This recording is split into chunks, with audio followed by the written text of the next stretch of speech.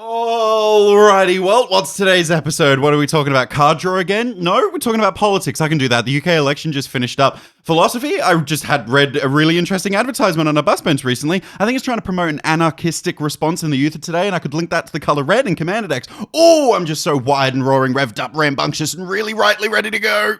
Some people say good morning when they see someone for the first time in the day. Yep, you're right, sorry, good morning, how are you, sleep well? Right, ready to go now? James, it's 9:30 a.m. I've just had breakfast. Can we just chill out for a second? Sure, cool. Yeah. Right, ready now? James, settle down. Have you discovered a new energy drink or something? Better, I created one. Created one? How? I call it Get Energized. It's like Get Commanded and Get Budgeted. See, it's on theme and we could totally sell it. It's 34 times stronger than Red Bull. James, how did you manage that? What's it made from? Simple. I just took 34 cans of Red Bull and then mixed... James! Oh my God! Are you okay? Yeah. Are you having a heart attack? Stay calm. I'm going to call 000, okay? The Australian 911 if you live in America, or 999 if you live in the UK. Nope, I think it's fine. I think I'm okay. I don't think my heart has actually stopped beating. Rather, it's now just beating so fast it sounds like one continuous note. This can't be good for you. Yeah, no, you're right. Bad call on my part. I'm going to go to the hospital. Do you want me to... I'll call the ambulance. No, I'm already on my way. Man, that stuff is bad for him. Last time I saw him run like that was ironically the last time there was a promotional offer of buy one, get one free on Red Bull.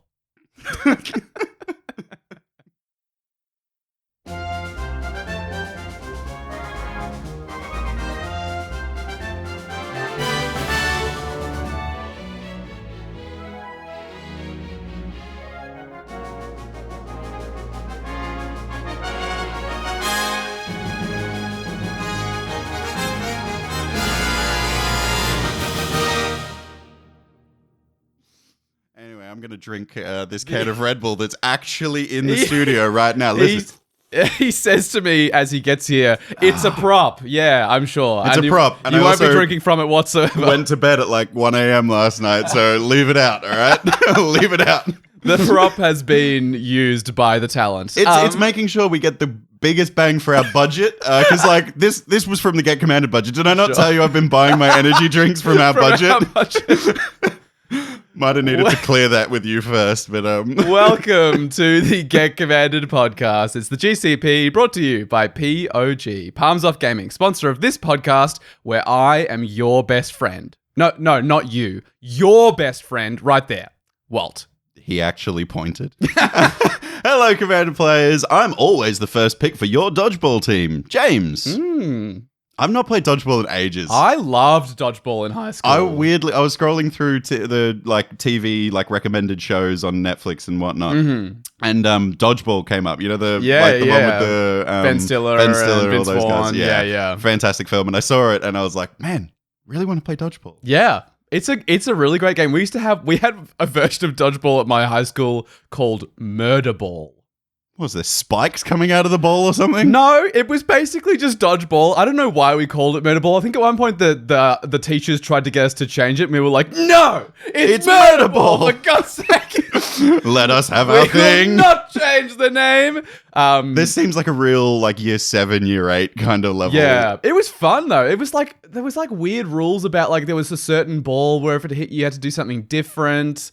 And the ball started in weird places, and you could only be in certain zones of the field. It was kind of we played full on ESPN for legit rules dodgeball. I think we were like dodgeball, but if it was a little netball-ish with zones and stuff. Oh, you couldn't move out of your zone. I think so. I don't really remember. There was back throwers and front throwers. Oh, it's been at this point over 10 years, so I don't really recall murder ball very Get much. Commanded meetup dodgeball tournament. That sounds fun. Wow. Before we get to the actual topic of the podcast, not just dodgeball, right now, as you're listening to this, we are in Sydney. Yes. We landed this morning at about the time this episode will be gone. It goes out at 5 a.m., doesn't it? Yes. So actually, we are probably at the airport with our bags if you're listening to this immediately after it came out. Which we know some of you do. Yes, because we see the love downloads. You for that, by the way. But yeah, if you are in Sydney, we are in Sydney right now, and we're here for Command Fest. Yeah. Which we're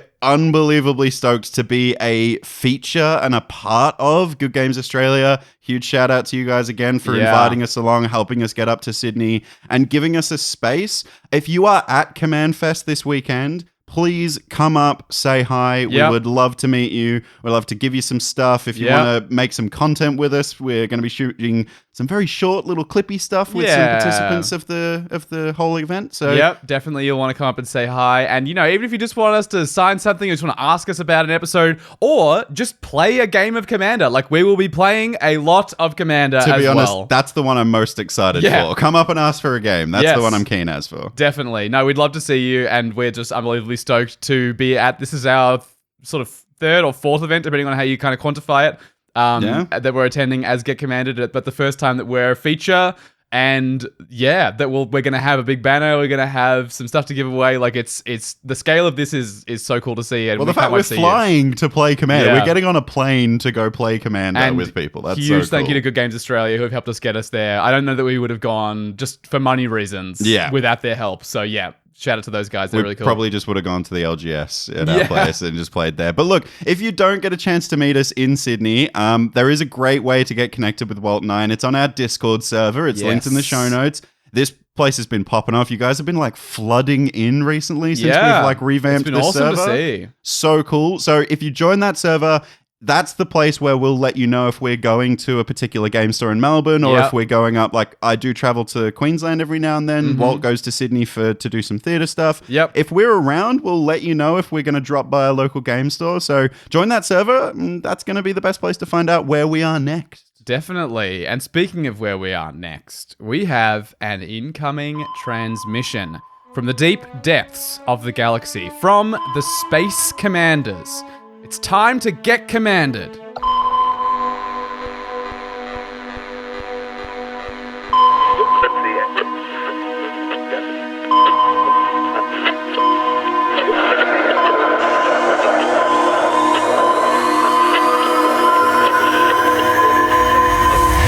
Every commander deck requires cards that, when deployed correctly, will ensure victory. Cards that can accelerate a board state into a winning position do little if they are in abundance. So, it is imperative to balance while enhancing. Hey, they kind of touched on two categories of cards there. Slightly longer command than usual. I think they were referring to win cons, first like deployed correctly, win you the game. Ensure victory, But also cards that accelerate a board state to a winning position. That's enhancers. Yeah, I think they're looking at, I guess this is one of those deck principle episodes, and they're looking at, because we looked at card draw. We're doing a 2-in-1 in this episode. Yeah, we've done card draw. Believe it or not, we have done removal before a long time ago. It wasn't called deck principle, but it's been changed. It's been changed. We did rename it. Cool. It was called the best removal. It was deck principle removal in reality. So we're looking at win cons and enhancers.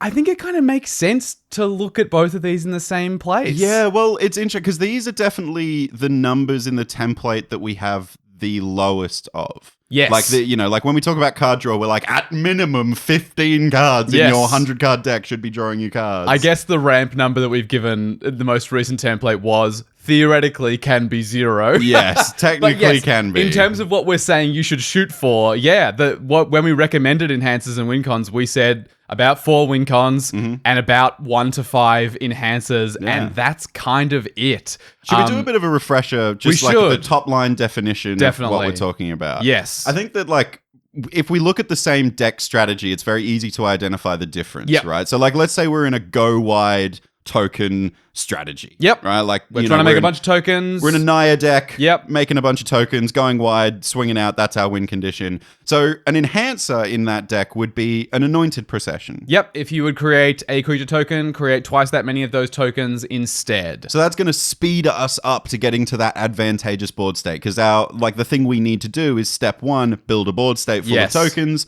Step 2 is the win condition, and that would be like an overrun.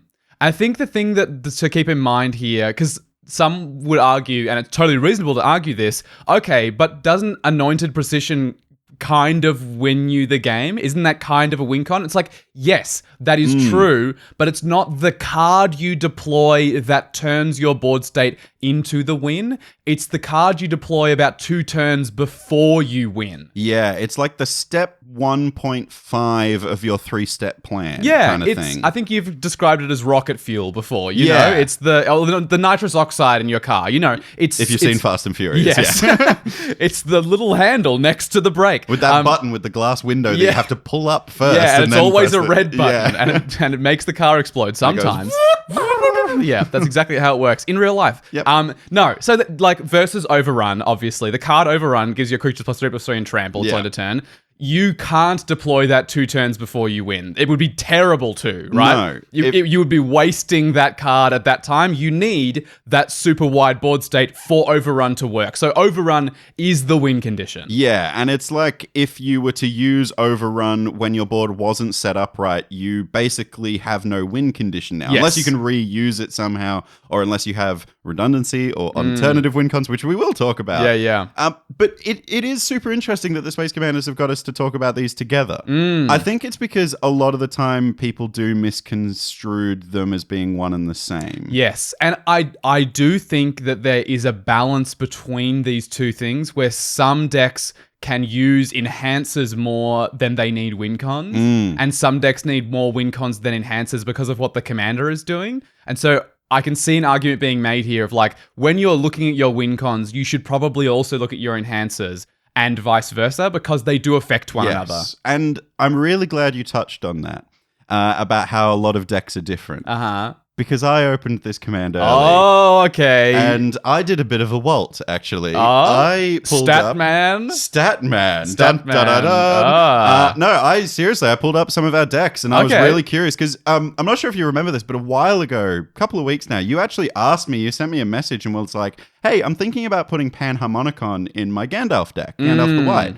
And we both kind of had this preconceived notion that I play a lot more enhancers than you do. Would you agree that that's kind of the pre-assumed thing, that I'm a little bit hotter on enhancers? I think that was why I sent you the thing on Panharmonicon, for sure. Yeah, I was kind of like, this seems like a card that you would know how to use more than I do. It's definitely appeared in more of my decks. Yes. That kind of thing. Yeah. So I pulled up so our deck lists. Okay, had it on Moxfield. 2 screens with yours on one side, mine on the other side, and had a spreadsheet in the middle, and did the Walt thing. And what did I find when I crunched the numbers and had a look?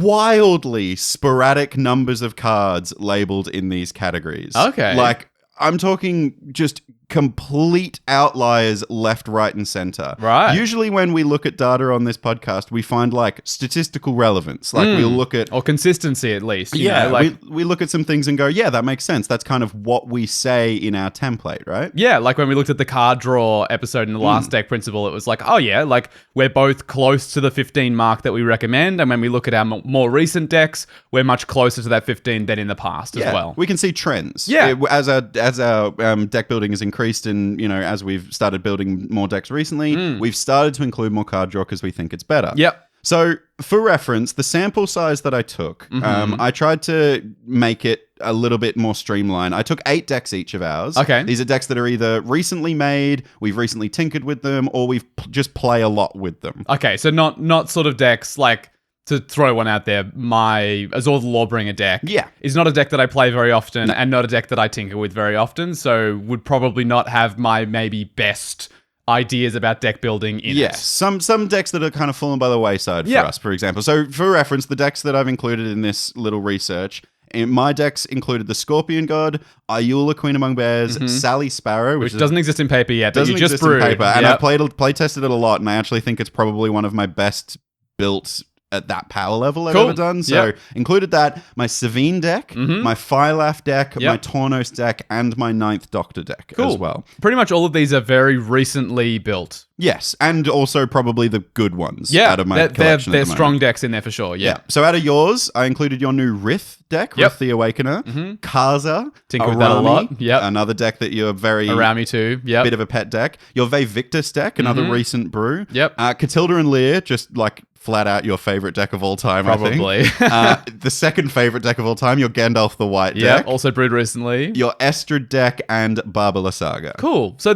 pretty much all of these I have built very recently, except for Kaza and Arami, and those are two decks that I do sub cards in and out of a lot. Yes. So I would expect and frequently played. Too. Yeah, So yeah. you're constantly testing Yes. it in game, right? And definitely some of my better decks. Yep, Yeah. agreed. So I thought we'll start. Let's look at the averages Okay. of the categories. Yep. So James's Enhances averages out to 3.1 cards across his 8 decks. Okay. I'm talking about myself in the third person for some reason, but 3.1. That's roughly where we would expect. We said Sitting 1 to in the- 4 enhancers was what we recommended. Your average of enhances, Mm-hmm.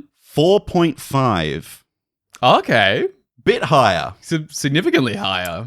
Yeah, significantly. Yeah. You're over the 4, Yeah, I would interesting. point out. Very interesting. My WinCon average Uh-huh. of cards labeled in Moxfield in my decks is 3.25. Okay. Which is Again, roughly where we expect. pretty We good. recommend 4. You're a little below, but that's fine. This is the one that absolutely blew me away. Uh-huh. Your WinCon average is 7.75. Wow. Yeah, I was That's shocked. pretty whack. It's Now- more than twice as much as yours. Yeah. Now, look, I did realize while I was doing that, and I might do the same thing that we did with the card draw episode and Sure. post this data on For the patrons. for the patrons Yep. on our Patreon. So if you are one of our patrons, go check Patreon out. I'm going to post it up there. It's really interesting to look at because there are some significant outliers. Like there are some decks of ours. One of my decks has like 10 enhances. One of yours has 15. I can't remember Yeah. off the top of my head which one that was specifically. Maybe we'll go Wild. into it later down Yeah, sure. when we discuss it. But yeah. real outliers and just very sporadic numbers all over the place. Yeah. Like, for example, like my Scorpion God deck only had Grey Merchant of Asphodel listed as a win condition. Oh. But it's an Aristocrats deck, so it's different. Anyway, look, I noticed a couple of things of why your numbers are so much higher than mine. Sure. Firstly, you include cards that set up in win cons. For example, you include Monastery Mentor and Increasing Devotion as your win cons in Catilda and Lear. Whereas like Kamal, Heart of Croser, and Overwhelming Encounter, in my opinion, are the cards that what we just described are the They're win the con classic cards, win con right? kind of cards. Yeah, interesting. I guess it's the kind of thing. Look, I think sometimes it's nebulous as to what exactly a win con is because well, that's what I want to go into here. Because I think it's very easy to label the overwhelming encounter, that kind of thing, as a win con. But yeah, in my Catilda and Lear deck, I typically it's going wide first, and the going wide cards kind of do feel like I'm setting up for the win. That's like step 1 of the win con, right? Yeah, interesting. The other thing that I noticed is in my decks, so many of my decks really like value engines as their kind of like ultimate win condition is just outvaluing your opponent. So, you know, if I just set up the value engine, eventually it will win. Sure. So, for example, my 9th Doctor deck, the Sphinx of the Second Sun can be a win condition. Right, but the one that gives you an extra beginning phase. at the end of your Yep. turn. But then Court of Embereth is also like a win con in that deck. Sure, this is the one that in your upkeep you make a knight, and then everyone, if you're the monarch, everyone takes damage equals the number of creatures you control. Correct. Yeah, so that's a very obvious Impact Tremors style. I will win if I do this enough times. But I can see what you mean. Sphinx of the Second Sun also, if it sticks for long enough, tends to win you the game in conjunction with other things. But then it's like, is it an enhancer? Did I deploy my Sphinx of the Second Sun to be like, now I've set my board won? wipe? No, now I've set my board up with all these upkeep Sure. triggers. And then like another deck of mine that's really interesting to look at was my Ukima deck. Uh-huh. You know, the one that when it leaves the battlefield, Yeah, it yeah, drains yeah. someone for its power. Yeah. That deck is like win by attrition. Like you Yeah. just want to keep repeating Ukima bouncing in and out of the battlefield over and over again.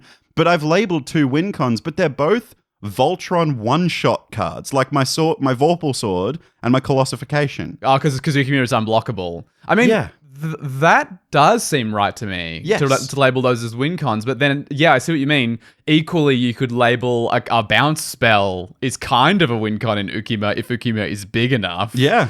Yeah, it's complicated. And then, like, if we look at enhancers, right? Like, something that you do is you label some things that I would never label as an enhancer. So, for example, in your Kaza deck, your Spellslinger deck, you label every copy effect that you can do in your deck, like a Dualcaster Mage, even just like your average fork, that kind of stuff. You label as those as enhancers, whereas in my brain, as a Spellslinger player, I'm like, that's just the thing that the deck's trying to do.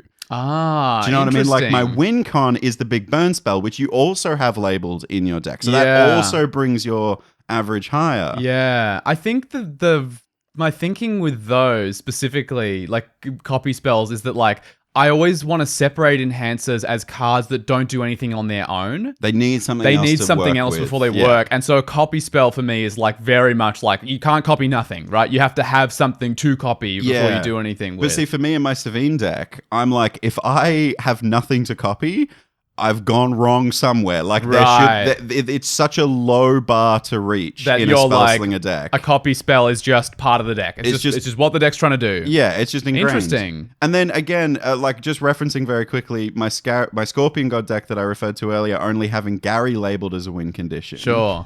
I noticed that your Barbala Saga deck is also kind of an aristocracy style deck. Yeah. And you listed every aristocrat in your win condition, which makes sense. That's how the deck wins. Yeah, it wins it's an by, attrition. Yeah, but I didn't. I just labeled them as aristocrats in the deck building template. It's interesting. I wonder whether, like, in all of the deck principle episodes that we'll do, I suspect that these will be the categories that are the most nebulous, right? The hardest to pin down. Super ambiguous. When we talk about ramp, we know what we mean by ramp. When we talk about card draw, we had slight discrepancies with card draw where like I was labeling things that scry as card draw because I count them as half a slot. You had like a scry, card advantage section. Yeah. Like that makes sense. But yeah, what actually is a win con and what is an enhancer and what is neither is way harder to pin down. I'm not going to lie. I was staring at my screens with both of our deck lists up and just being like, what? Yeah. Like these are so different. What's so weird is we both agree. Like we've never talked about this before. And I feel like every time we talk about it, we both feel like we land in the same place. Like we've never been like, what a win condition this is what an enhancer is. And then James goes, no, it's not. It's this. That's never how we've been on the podcast. No. Yeah. So conclusion of this data. Sure. These numbers are stupid and shouldn't be used for analysis. No. But I do think that what we can analyze is the commonalities within the decks and with the commonalities within the enhancers, within the win cons, and also the outliers. So that's what this episode is going to be based around. So like, what are the common threads between the enhancers? What leads to the justification of inclusion of enhancer? Sure. What leads to us being able to include more win conditions? Why do we include more in one deck than the other? Sure. So we're looking at what are we always doing? What's in common across both of us for enhancers and win cons, which would be a good baseline. And then why do we deviate from it in these weird outliers? I've identified some decks that are like really bizarre, and we can go into and explain our rationale a little bit to each other. Cool. So should we start with commonalities with enhancers? Let's do it. So we're jumping into enhancers. Yeah. So when we say commonalities, these are kind of, you can almost consider them like subcategories or sub-definitions of enhancers. Sure. These are the why to why are they enhancing the deck. And I think these commonalities really are going to be quite common in your decks as well, listeners out there. I think that these are the very frequently seen ones. Sure. So for example, let's start with the doublers and copy effects. So this is very, very common. These are where, if we're doing a thing in the deck, doing that thing twice is going to be twice as good. So, which, by the way, we're going to be seeing more and more of because Mark Rosewater has identified in R&D that players like this, and Mark Rosewater himself has said that he personally likes these effects a lot. So this is why for pretty much every commander set that comes out, there's a commander that says, Felix Five Boots. If a creature dealing combat damage to a player would trigger something, it triggers twice. We saw in Kamigawa Neon Dynasties, if something attacks, it would trigger something. It triggers twice instead. Yeah, even Jin Gataxias is just like, you're the first instant or sorcery or artifact spell you cast, copy it. Yeah. It's a very kind of insane, commonly appearing thing on cards, and it's popular among players, which is why we see it so much. Yeah, and we saw it a lot in our deck. So for reference, there were 61 cards across the 16 decks that were labeled as enhancers, which I thought was kind of wild.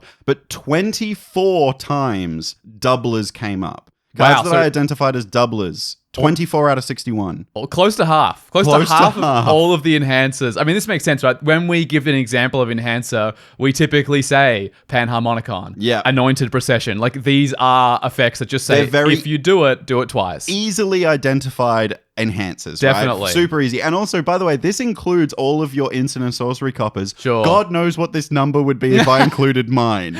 Sure. It would be cracked, right? Maybe it would just be half. So, like, yeah, some examples, like you said, like the double vision is like an example of the copy spells. Virtue of Knowledge is another one. I had a really specific one in my Sally Sparrow deck, which I really liked. Mm-hmm. It's Erdwall or Edrawll Illuminator. It's a 1 and a blue spirit that says whenever you investigate again. It doubles whenever you investigate twice as much. Yeah. Cool. It's really bizarre. So in my Sally Sparrow deck, that's a really good enhancer. Yeah. I guess in an artifact deck, something like a Sculpting Steel, this Yep. just comes in as a copy of an artifact on the battlefield. So like a clone effect kind of counts as a copy. Yep. Even stuff like a Battle Mage's Braces or a Strionic Resonator, these are going to copy abilities, either as an equipment or just on the stack. Mirrorworks copies non-creature artifacts on the stack. Doubling Season doubles tokens and counters. Yep. Veyron. What's the duality? This is copies Magecraft triggers, basically. Yeah. Same as like Harmonic Prodigy. Yep. Similar thing. So yeah, Makes sense. these doublers, I think, are very easy identifiably enhancers. There is no discrepancy around these are enhancers. Like, we're not accidentally calling these win conditions. No, we know what these are enhancing and why they're enhancers in the deck. I think definitely something I would point to, just given we're just giving advice about enhancers in general, you need to be very careful with any enhancer of thinking about how many cards in the deck it enhances. So for instance, that, when I messaged James about Panharmonicon, one of the things I pointed him to, because you immediately were like, sounds like the Moxfield highlighter feature is for you. And I was like, don't worry, I've done it. I looked at, in my Gandalf the White deck, how many artifacts or creatures had Enter the Battlefield effects in my deck. And it was about 23 or something. That's on the cusp for me. That's why I was asking you about Panharmonicon, is I was like, look, there's going to be effects in this deck like a Mere Battlesphere that are great to copy. And especially considering your commander is already copying it, you're quadrupling it. Yeah, That's exactly. mentally powerful. Very, very cool. But 23 means there's not that many times in a given game that I will get that doubling effect. And when someone sees a Panharmonicon, they usually blow it up. So you got to have this balance, I think, with any enhancer of going, how many cards in my deck does this thing actually enhance? Yeah. And subsequently, is this worth it? Because, as you'll know, when we were listing those cards there before, if you see a doubling season on someone's board, you blow it up, right? Yes. This is something that you should do and that we all do anyway. Yep, and good job. You're threat assessing correctly. Yes. Because it's like, you can get rid of it's hard to get rid of the things that ETB with Panharmonicon unless you got counterspells, but at least you can, half the effect it would be if you remove the Panharmonicon before the thing enters the battlefield. Definitely. How many do you think is the number? I feel like 25 things that the enhancer doubles. When I'm looking at doubles, 25 is the minimum, and that's why 23 is it's right on the cusp. I think I would probably, my number would be similar. I think, as always, when we give these sorts of numbers, if your commander is one of those cards, completely different story. Yes. If you had a Panharmonicon and, you are evaluating whether it's good in the deck, there's only 20 cards in the deck that will trigger it, but one of them is your commander, that's maybe like Phylath World Sculptor. Ooh. I don't think you need a Panharmonicon in a Phylath deck. But for instance, it has a great Enter the Battlefield effect. Correct. Evaluating Panharmonicon becomes much easier because yes, there's only 20 other cards in this deck that are going to trigger it, but one of them is my commander who will be absolutely gassed if I do this. I have my doubling season in my Phylath deck, and that's doubly good for my Phylath deck because it also doubles the +1 counters effect. It's absolutely cooked in that deck and specifically. It doesn't really synergize with much else. There's a couple of Planeswalkers that were really good with doubling season. Because doubling season importantly means that the Planeswalkers enter with twice as many loyalty counters. Well, Kind of. They get that many counters put on them, and it makes them happen. It's not an Enter the Battlefield trigger. It's weird. Very funny. The thing that I find about doublers that I think is the watch out for thing is how low the floor is. Oh, it's 0. It's absolutely 0. If you have a Strionic Resonator and no abilities to copy, nothing. Nothing that happens. card just does nothing. You have got a hockey puck. But the reason we play enhancers in our deck is that equally the ceiling is really high, right? Yes. Like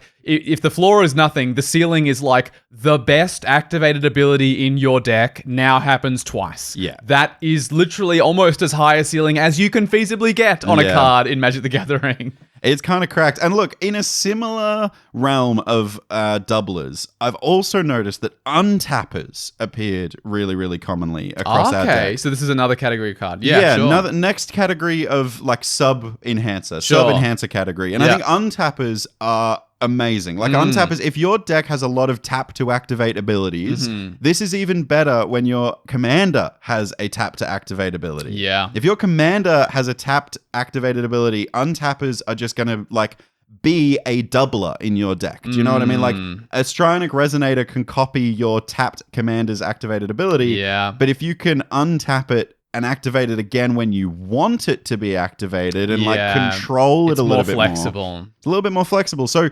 untappers came up 9 times in our enhancers. And by the way, I noticed I'm going to put a little +3 caveat to this because I had a whole separate category in my Tornos deck called untappers. Oh. And also Bubble Saga had an untapper that wasn't labeled as an enhancer in Still Energy. I think I might have even had an untapped category in that deck, possibly. Potentially. I think it might have seen something along those lines. But but it wasn't labeled enhancer. But I completely agree. In Still Energy, which untaps Bubble Saga, is an enhancer in that deck, for sure. Very strong. So like a couple of enhancers that we're talking about here. I think one of the best ones, especially for Commander synergy, is Patriarch's Seal. Oh, I mean, this is great. Like, this is exactly what you want on a 3-mana rock in Commander, right? It's a 3-mana rock that has another line of text, which is so within reach. Like, it's not overcosted is the thing. Like, a 3-mana rock these days is overcosted in Commander, but paying 1 generic and tapping Patriarch's Seal to untap a creature, that is just the rate. Like, there are just other cards you can play that do exactly that for that amount of mana. So, Patriarch's Seal is gas. And it fits in that other category as well, right? It's a ramp spell and an enhancer. It's great. Ralzarek is one of my personal favorites. Oh, taps a permanent, untaps a permanent. This as can an also uptick as well. This can clear a blocker out of the way, which is really cool. Yeah, really nice. Voltaic Key is combo-tastic. Combo-tastical card in any artifact deck. You can pay 1, tap it, and untap target artifact. Twiddle is one of our longtime favorites on this podcast. This is an instant spell that untaps or taps a target creature. No, artifact, creature, or land. It does lands as well. Twiddle does everything. Every time I read this card. There used to be a whole deck called Twiddle Storm that was just built around effects like this. In a similar vein, Puppeteer is in, I think, my Karza deck because it's a wizard as well. It's a wizard as well, You pay a blue and tap it to untap target creature. Yeah, look, I think like pretty much the only place that I personally play untappers, admittedly I don't have a deck with a lot of creatures with tap abilities in them. I just play them in pretty much any deck where the commander has a tap ability. It's just kind of right to. Yeah, like I have a Karza Wizards deck. When you tap Karza, instants and sorceries cost X less, where X is the number of wizards you control. Untapping that, tapping it again means now instead of a discount of 5, you might get a discount of 10 on your Comet Storm or whatever. That's crazy. Arami of the Dead Tide taps to give a creature encore until end of turn. Untapping that, you're now going to get that twice. Like, it's just typically so good to untap a commander that has a tap activated ability. Not always. I think there are commanders where you only want... Do you think it's an auto include? If your commander has a tap ability, are you automatically going to look to a Patriarch's Seal? I don't think so, because I found, so personally, it's interesting. Instill Energy is in my Barbala Saga deck. I think that's pretty much the only way to untap Barbala Saga that I have anymore, because what I found was Barba's ability is fantastic. You want to use it every single turn. Instill Energy, by the way, for those that don't know, because it's quite an old card, is an aura. That goes on a creature, and you can pay 0 to untap it. It's bizarre. They don't also, make auras it gives like they it used to. Pseudo haste as well, which is it kind has of haste wild. for if it's attacking. So it's very weird in terms of putting it in an untapped kind of slot. Because normally you'd give like if the untapped aura gave it haste as well, that would be cracked. But haste to attack is exactly the opposite of what you want. If anything, you want the opposite. The only thing you care about with Instill Energy as Barba is the fact that you can pay 0 and tap untap. it. Anyway. But so you untap it by paying 0. Yeah. It's a permanent, which is why it's in the deck, because you've got to sack them to Barbara. But I have found that untap abilities in Barbara Saga are kind of bad, because when you tap Barber, you have to sacrifice 3 permanents to draw all the cards. And typically the sort of strat in Barber is you sack the stuff, deploy 3 or 4 other things. Sack the stuff, deploy 3 or 4 other things. And I found that most of the time when I was untapping Barber, I kind of didn't have the means to sack stuff again. If you kept sacking, you would end up with just Barbara Saga and no other permanents. You sort of start ending up sacking lands, which isn't the end of the world, but you kind of want to do as a last resort in that deck. So anyway, I think it depends. You just got to really look at the, like, how good is it if my commander activates their ability twice in a turn? So when I was talking about Araumi, amazing. Your Tornos deck, fantastic. My Tornos deck is like the deck that wants as many untappers as possible. That's why it like ended up as a separate category on my Moxfield list. It's a whole part of the deck. Because if I'm copying a Lux Cannon activation, for example, where you tap, remove 3 charge counters from it and destroy a permanent, if I can then tap my commander to copy its ability, that's amazing. Now imagine if I can do that twice. 3 times. I'm destroying 4 target permanents. Unbelievably powerful. This is exactly the kind of deck where you do want to untap Tornos and use him multiple times. So, and I think most decks that have a commander with a tap ability are like this, but there are exceptions. So, like, you have to really look like, okay, if I was using this ability twice in a turn, how good would it be? So even my Araumi deck, I've gone down on untappers because you still have to pay the encore cost. Yeah, that's true. Because, like, for example, if you tap Araumi and give Sepulchral Primordial, encore, you still have to pay 6 mana to then cast Sepulchral Primordial. 7 mana. Is it 5 7s? 5 black. 5 black. Jesus. Yeah. So, for example, when you cast that, how often in blue-black do you then have enough mana to pay into a Patriarch Seal to untap Araumi and then re-give something encore and recast that thing as well?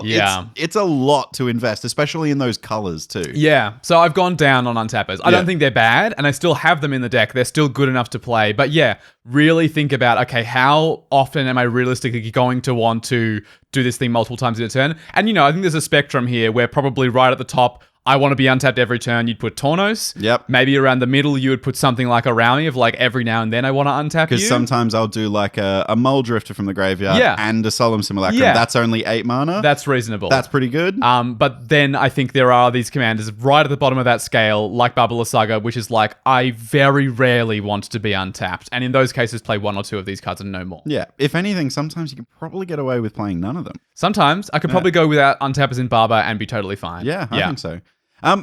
Next category kind of relates to untappers. Okay. Because they're really good when your commander has a tap ability, and it's haste givers.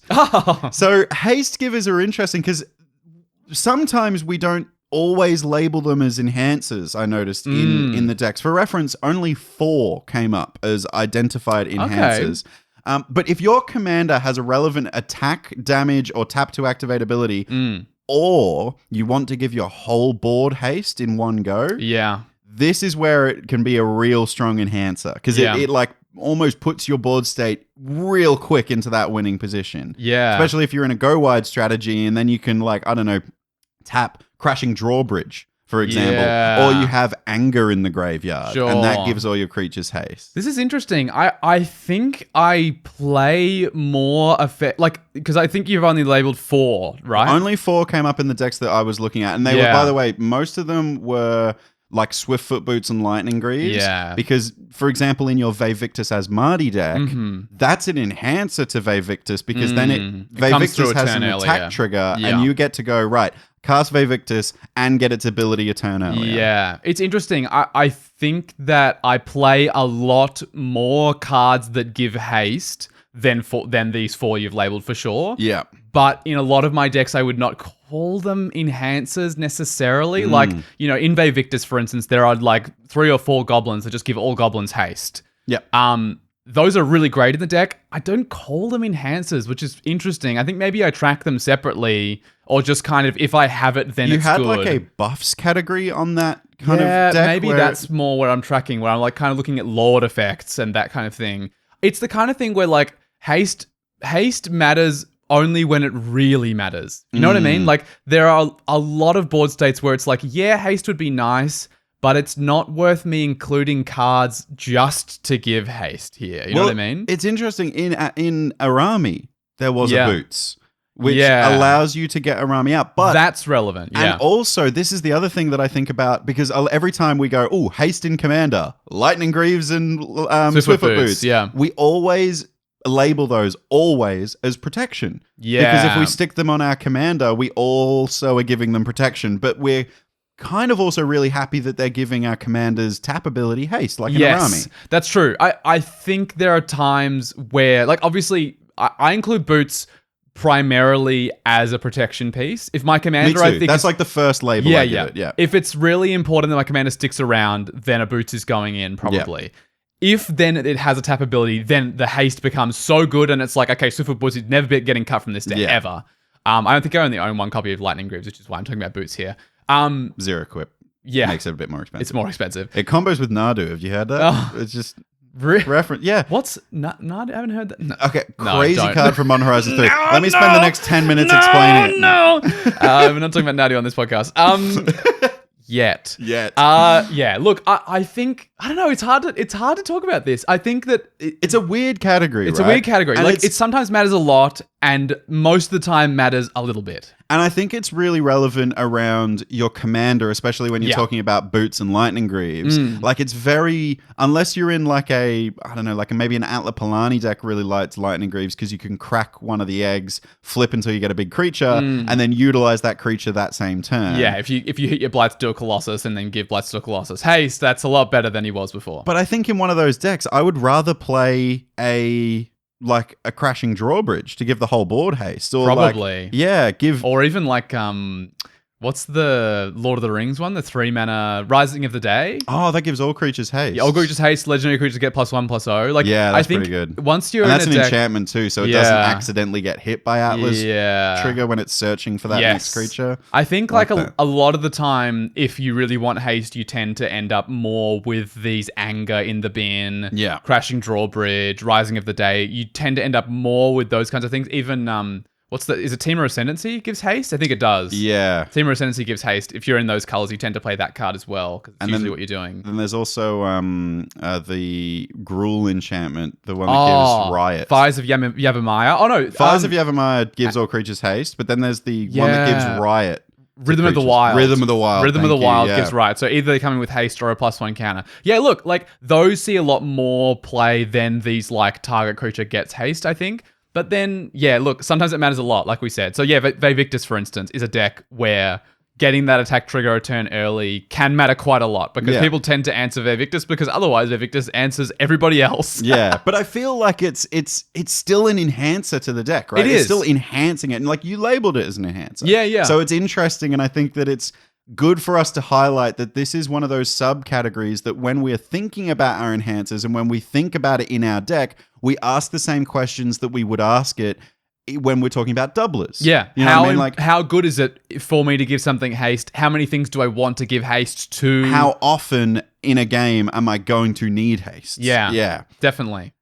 The last category or subcategory of enhancers that I've identified is one that I love and one that I've started including in nearly every deck. Sure. It's Flash. Oh, you love playing at instant speed. Very, very common amongst my decks, but Flash can enhance a deck simply by enabling the strategy to be done at instant speed. Yeah, Like- sometimes this can be all the difference. I mean, my Gandalf the White deck Yep. gives my legendary permanents, Historic. Or kind of historic. No, well, legendary and artifacts Because have sagas would be too broken.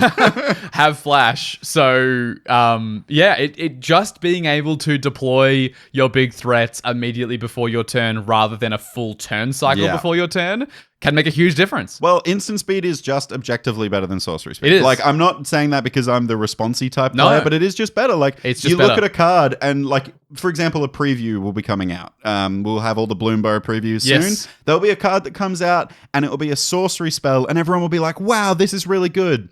But the fact that it isn't instant speed makes this worse. And you will hear that when people are Yeah. evaluating cards. I so rarely, in terms of interaction, play sorcery speed interaction because it's just bad. Like having to make your choice about what permanent to blow up on your turn versus after James and Marcy's turn, when there are 4, 5, 10 more permanents on the board to choose from, it's just so much better to wait until then. And so, yeah, likewise, giving your synergy pieces flash just makes them better cards than they already were. Yep. So I found that there were 6 times that we labeled flash in our decks. Interestingly, there were 2 full commander decks where the commander gives flash. Yep, which so is, my Gandalf deck. and my Sally Sparrow deck allows me to cast creatures at flash speed. Also, we know by this point, I'm very bad at updating my deck lists. I now have a Born Upon a Wind in every deck with blue in it. And I don't think I've updated that on all of my Moxfield lists. So rather than it's 6 labels, it might be more like 12 or 13. Quite possibly. But like, yeah, examples of this. Born Upon a Wind is a great example. It's a spell that just allows you to cast at flash speed. Vidalcan Orrery, also one that I noticed that wasn't actually tagged, but was in a couple of decks. So might have increased that number again. It was Emergent Zone, the colorless land. The land that does it. Yep. Yeva, Nature's Herald, was one that I tagged in Green my Bears creatures deck. have flash, and she herself has flash. Shimmermere, great card. Artifacts have flash is sick. Yep. Awesome. And also Wizards of Thay came up. I play that in 2 decks. Yes, that was the one that I was like, oh, Walt really likes being able to go sorcery spells at instant speed. It came up twice for you. I mean, it's like, Wizards of Thay is good in so many ways. It's the sorcery speed and myriad and the instance of sorceries cost 1 less thing. That means that it implies a very particular thing that both of those decks that it's in are trying really hard to do, which is I have attacked. I have myriad tokens on the battlefield. My instants of sorceries cost 3 less right now. Right now, I can cast this sorcery during combat before you block and kill this 3/3. Yeah, for 3 less. It's so sick. It's pretty incredible. I have a question for you.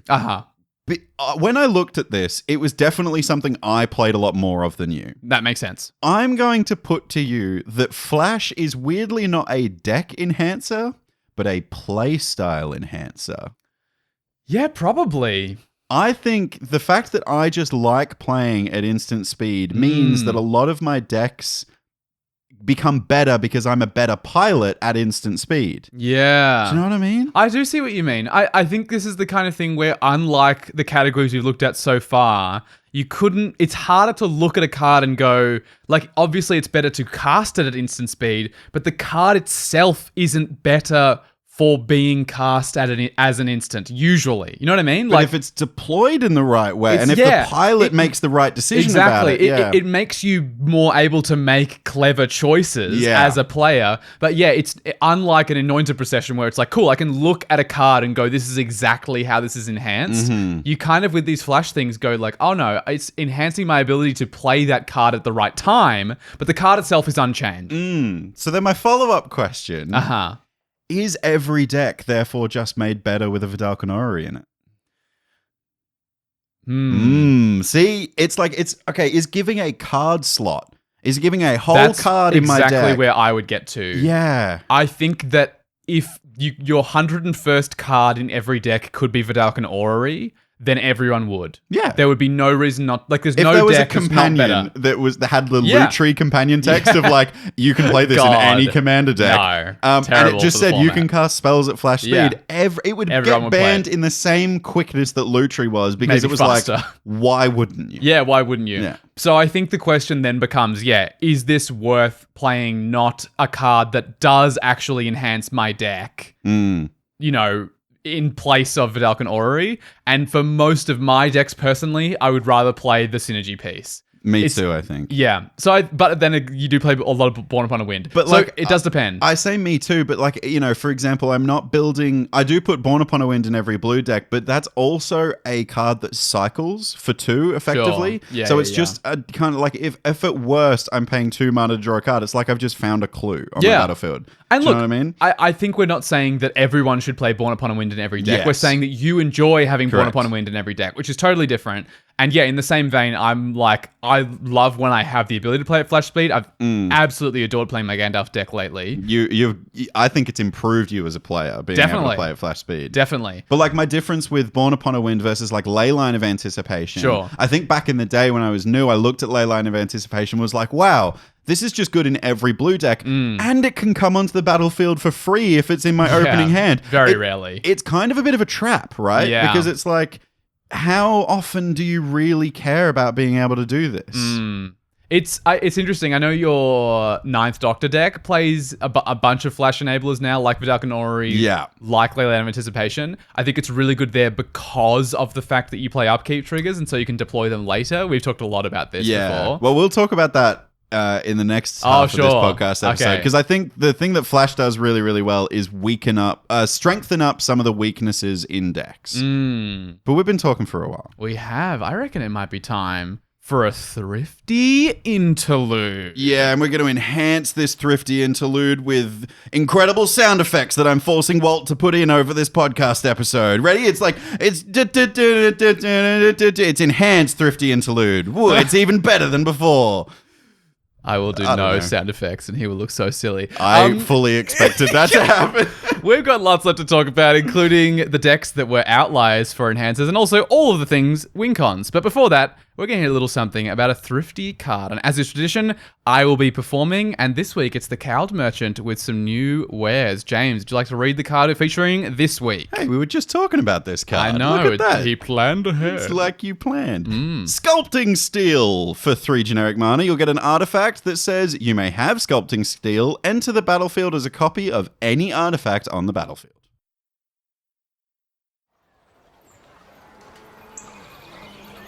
Ever wanted a shiny metal hat? Want to turn that shiny metal hat into counterfeit currency? Want to buy a real shiny metal hat with your counterfeit currency and turn that into counterfeit currency and operate a money laundering scheme using washing machines constructed entirely from counterfeit currency? I don't know what money laundering is, but with the power of metallurgy, you could maybe do it potentially. And the only downside is crime, which is mostly pretty cool, I hear. I'm not sure. I've never done it. Just a theory. No, you can't search my trunk. Build your own pretend economy where you're essential and very clever. Like a stockbroker. Get budgeted. It's so clear what his political stances are, but at the same time, he's so uneducated. He really struggles to understand some core concepts of the world. But that's the appeal. Or at least our world. His world, money laundering might actually mean washing money. You just never know. Who knows? If you enjoyed that, they are released every Thursday in our Discord server in text form. Ours. It's ours. It's ours now. It's mine. My precious. Thrifty Thursdays channel. Jesus. You can also hop in, play some games, get some advice on your latest deck. It's a cool place to hang out, and we've really enjoyed hanging out in there. So definitely join if you haven't already. But we have more enhancers and win cons to talk about. So the next thing that I want to talk about with after my extensive research of looking at 16 decks, extensive research, is the outliers. Sure. The decks, we looked at commonalities, the things that our decks had in common, but now we want to look at, okay, what are these decks that are flying way outside the seams? Yeah, that doesn't and mean anything. I think that these are decks that either stuck out, whether it was due to the fact that they have unique enhancers or a unique number of enhancers. And we alluded to it when we were talking about untappers, but my Tornos deck. This is one that I really want to talk about because I had 10 labeled enhancers. So this is way higher than the recommended amount that we had. Yeah, which is 1 to 5, remember? Yes. So this is double our maximum. Yep. And on top of that, there was an extra category of untappers that were like unlabeled that were just like in there. So wow, so your actual number might be more like 15. I think I counted the untappers. I think it's 14. Wow. So 14 labeled enhancers in this deck. Heaps of enhancers. Crazy. And I think that we talked about it before, right? Where the untappers in this deck are part of the deck's strategy, right? Like it's almost considered the thing. Yes. It's very, very close to the thing, right? Well, I think it's again as well, like we talked about enhancers and the number of cards they enhance, and also how that number is different if it's your commander. Yeah. I suspect almost every single one of these enhances specifically Tornos, Yes. right? They want to untap him so he can activate his blue and a red and tap, copy artifact, activated triggered ability. You also have stuff like Battle Mage's Braces, I think, in there. Yes, that means that when you activate Tornos, you can pay 1 and copy that ability as well. Yeah, something else that was in that deck as well was Kurakesh. Which is like the alternate Tornos, exactly. right? Red Tornos. It's just the mono red Tornos. It's 2 red and a red, and whenever you it doesn't do triggered abilities, but whenever you activate an ability of an artifact, you can pay red and you can copy it. So it's like redundancy for my commander, but it's also, again, an enhancer in the deck because it's, on its own, what is it doing? It's a 4-mana 2/2. Yeah. It's not anything for the deck. But No. when you have all of these activated and, abilities in your deck, if I can tap Tornos, copy the ability, and pay a single extra red and put another copy on the stack, that's enhancing it tenfold. Yeah. I think it's the kind of thing where I suspect, like, yes, this enhancer category looks really high. Tornos is a deck where, like, literally the rest of the deck is the things you're enhancing, right? It's all activated abilities, all charge counters, all proliferation. Yeah. And so every single one of these enhancers is enhancing pretty much every other card in the deck. Yeah, and, like, all my removal is activated or triggered abilities from artifacts. We talked all about of my Lux card Cannon. draw Yeah. is activated triggered abilities from artifacts. Like, literally everything enhances everything in that deck. Like, every enhancer enhances everything in the deck. Yeah. Basically. So you can kind of get away with this many enhancers because the deck is built for it. And I think the other reason why there's so many that I kind of realized is because the strategy of the deck is kind of bad. The charge counters thing. The charge counter thing. Yes, like, there are so many charge counter cards in that deck that are not played in any deck because they're bad, but they can be played in Tornos because I can make them doubly as good. Yep. That's the reason why there's so many enhancers, because to make them even better, you need almost like 5 cards in the command zone. You need Tornos, an Untapper, and a Battle Mage's Braces, and a Kurakesh. If all of those were in your command zone, then I wouldn't run 10 other enhancers. Yeah. But I kind of need to run all of them because I need to make sure I'm consistently hitting the things that are going to make this bad strategy good. Yeah, I mean, your deck plays cards that I would hazard a guess in almost any other commander deck are bad. Yeah. Golden Urn is a bad card. It's fucking great in Tornos, though. Holy hell. Dragon Spark Reactor is not a card you're likely to see anywhere, but in your deck specifically, it's kind of cracked. It's insanely powerful. It's how you've won a bunch of times, or at least dealt like 10, 15, sometimes 20 damage at a time. It is labeled as a win con, which we'll talk about later. Sure. But yeah, I think the number of enhancers makes these cards good. Yes. I want to talk about one of your decks now. Okay, sure. Because there was one other deck in this list that had even more labeled enhancers. Oh, God. And you might be able to guess because we've already talked about how many things you labeled in it. Sure. It's Kaza. My blue-red 2-mana commander with haste and an activated ability that's with tap. Basically what we're saying is if your commander is a blue-red commander with haste, you can go up to as many as 15 labeled enhancers in your Kaza deck. And you can play Golden Urn in any deck you want. No, don't do that. Kaza. Actually, no, I endorse that message. You do it. James enjoys beating you, which is why he likes when you play Golden Urn. But yeah, well, you had 15 in Kaza. Wow. Crazy. That is a lot. Look, I think the reason is, there's like 2 main things that this deck can enhance. There's untapping Kaza, which makes sense. It's a commander with a tap activated ability. Yep. And there's copying spells. Yeah. And I think this deck is very easy to enhance because the strategy is very linear, right? You're making wizards to get a huge discount on a big spell. So untapping Kaza means more of that thing. Yep. Copying spells means that huge spell you cast gets another one. It's quite easy to enhance because really, like, the core of the strategy is just you need wizards, you need Kaza, you need a big spell. So pretty much anything that gives you either more of those big spells or more of that tapping Kaza is just better. But I find, I 100% agree with everything you're saying. The tricky bit, and I think this is the deck that I want to break into a little bit, is the balancing act of how many of these versus how many of the, like, for example, the big burn spells, like the Gyre's Immolating Infernos that you want to copy. It's like, how do you... Is this just like... I'm curious, is it because I've never built a deck like this? Is this just a playtest thing? I think it is. I think it's also about, like... when you want to do one big thing singular, I think like these enhancers just become better, right? Yeah. Like if your deck is really my Kaza deck it's not a storm deck in any way whatsoever. No, it is it's about a big spell deck. It's casting one big spell, and so copying that big spell is so good that I think the enhancers almost become the win con. Like just casting Comet Storm won't usually win you the game, but if you Storm King's Thunder and then Comet Storm, you're very likely to win the game, you know? And well, Storm King's Thunder was labeled as an enhancer in your deck. Which I think is maybe wrong. Looking at it, like I opened up the deck and I looked at this as an enhancer and I was like, realistically, it is a win con. Like I'm not really casting Storm King's Thunder before my game-winning turn. It's very unlikely that I would do that.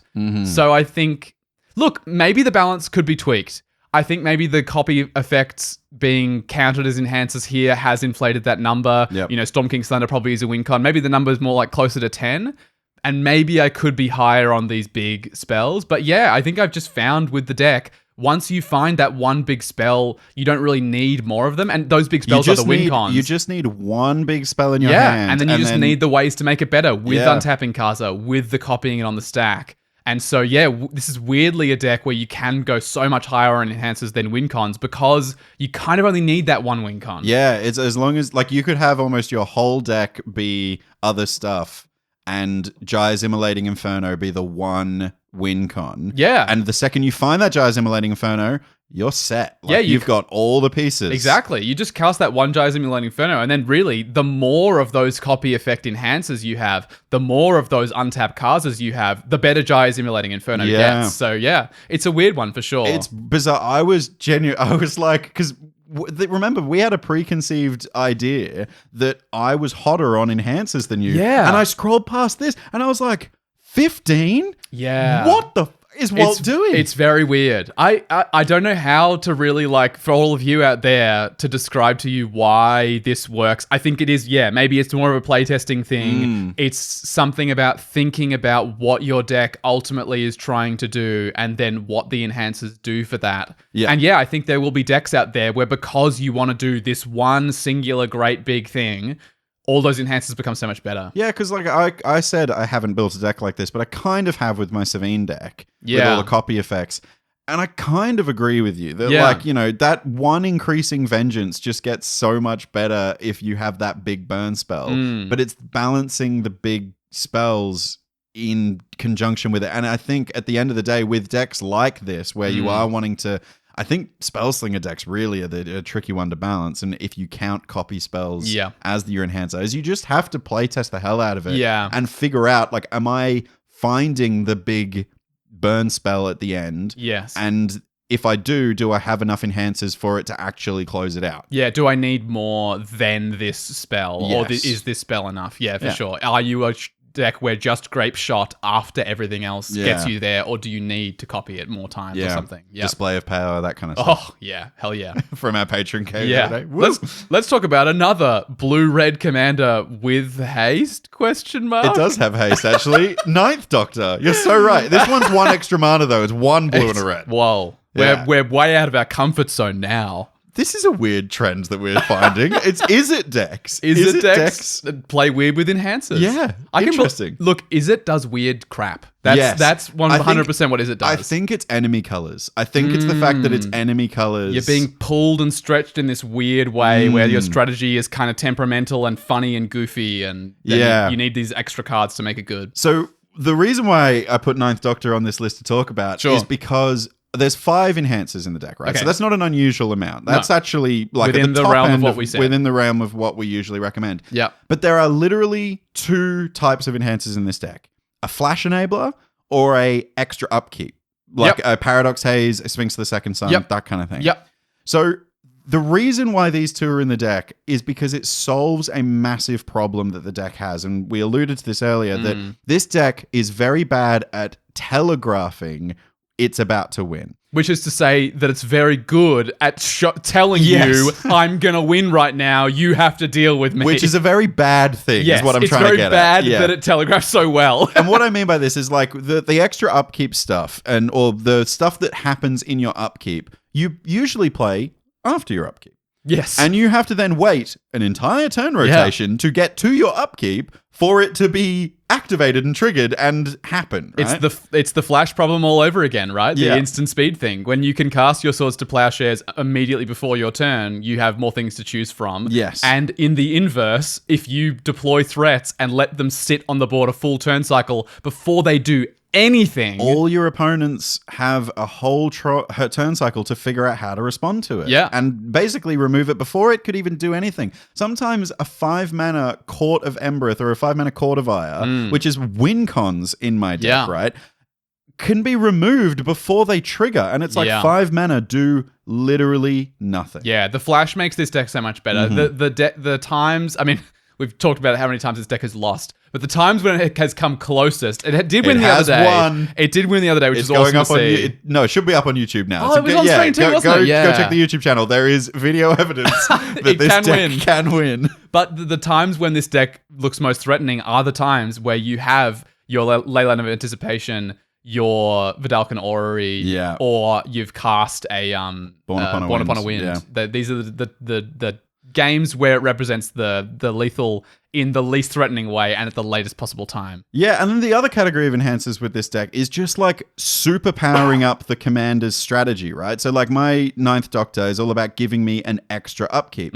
So if I chuck a Paradox Haze in there and a Sphinx of the Second Sun, it's doing what my commander wants me to do, but even more. It's kind of like weirdly the untapper in Tornos is the extra upkeep in this deck. Do you know what I mean? Yeah. Well, it's interesting because 9th Doctor is almost an enhancer in the deck, and so then these are just more of the same thing that you're doing. I mean, again, the rest of this deck is upkeep triggers. Yeah. So enhancing those things, even if they're redundant with your commander, is good. Yes, and I think that, like, for example, I'm about to go into the Grixis version of this build. Right now, it's only Izzet, and the companion is K9. Doctor's companion is K9, not the companion, the Doctor's companion is K9. But I'm about to replace it with Clara so it can be Grixis, and I'm for sure gonna put an Obeka Splitter of Seconds in the deck, and I think I would label that as an enhancer. Makes sense to me. Makes sense to me too. The deck is an upkeep deck. Yep. You're enhancing your ability to have extra upkeeps. Yeah. Makes sense. I should really just play Obeka, but that's boring. Boring. Yeah. No, do weird shit.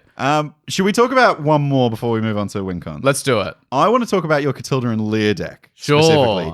Now, not the amount of enhancers didn't shock me. You're only at 6 labeled enhancers. So slightly outside the realm of what we suggested, but within reasonable range. The interesting part to me was what they were. Yeah, this deck is so weird. Because it like we can really easily identify extra upkeeps with the 9th Doctor, right? Yeah. And we can easily identify untappers in Tornos. What the fuck is going to do the same thing and help your commander do the same thing over and over again when your commander says whenever you cast a human spell, target instant sorcery gains flashback until end of turn? There is no other card like that. No. So what the fuck are your enhancers? Yeah, it's a weird deck for this reason. Look, I had a Lunarch Veteran in there, I think for the incidental life gain that you can get. I think realistically, looking at how we have previously categorized our protection category in the past, we've talked about ways to gain life as being part of that because it protects your life total. So maybe that was in the wrong category. That probably was just the wrong category. Sure. But bouncing stuff in this deck is really good. You can't flicker, right? Because it's not an ETB trigger from Catilda and Lear that gives the thing flashback. It's a cast trigger. It's casting the human. So you really want to bounce humans back to your hand. The 2 best cards in the deck for this are Sunken Hope, where everyone bounces a creature in every upkeep. This card has really fucked me up a few times. It can hose you. I highlighted in the Rule 0 as like this might affect you if you're a deck that doesn't make many creatures because you'll have to bounce them. Yeah. But half the time it bounces someone's like Reclamation Sage and they're like, yeah, I'd love to Reclamation Sage again. Yep. And then I can cast it and kill your Sunken Hope, idiot. Yeah, true. Damn it. Should have seen this coming.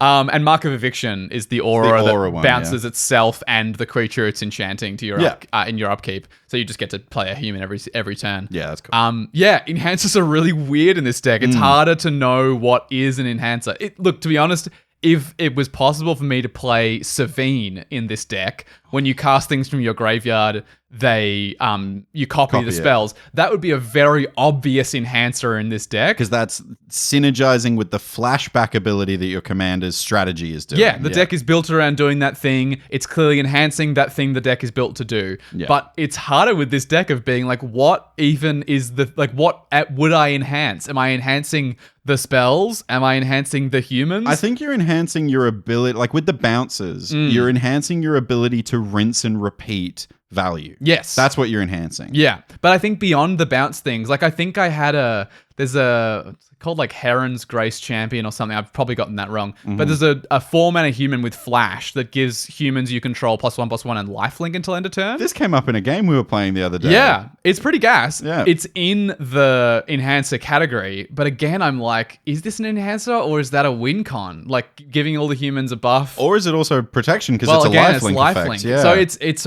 again, sometimes some decks, I think pretty much the first 3 decks we just described, all the is it ones, was very easy to pinpoint, okay, this is what the strategy is, and therefore enhancing it is going to look like this. Yeah. There will be decks that you will build out there that do not have such a clear line of like, here's what I'm doing, here's how I'll enhance it. It's more complicated sometimes. At the end of this whole enhancers journey, I've just realized, like, we spoke so simply about it in the past. Like, we were like, Panharmonicon, that's an enhancer. Moving on. Yeah. It's so much more ambiguous than I think we originally gave it credit for. Absolutely.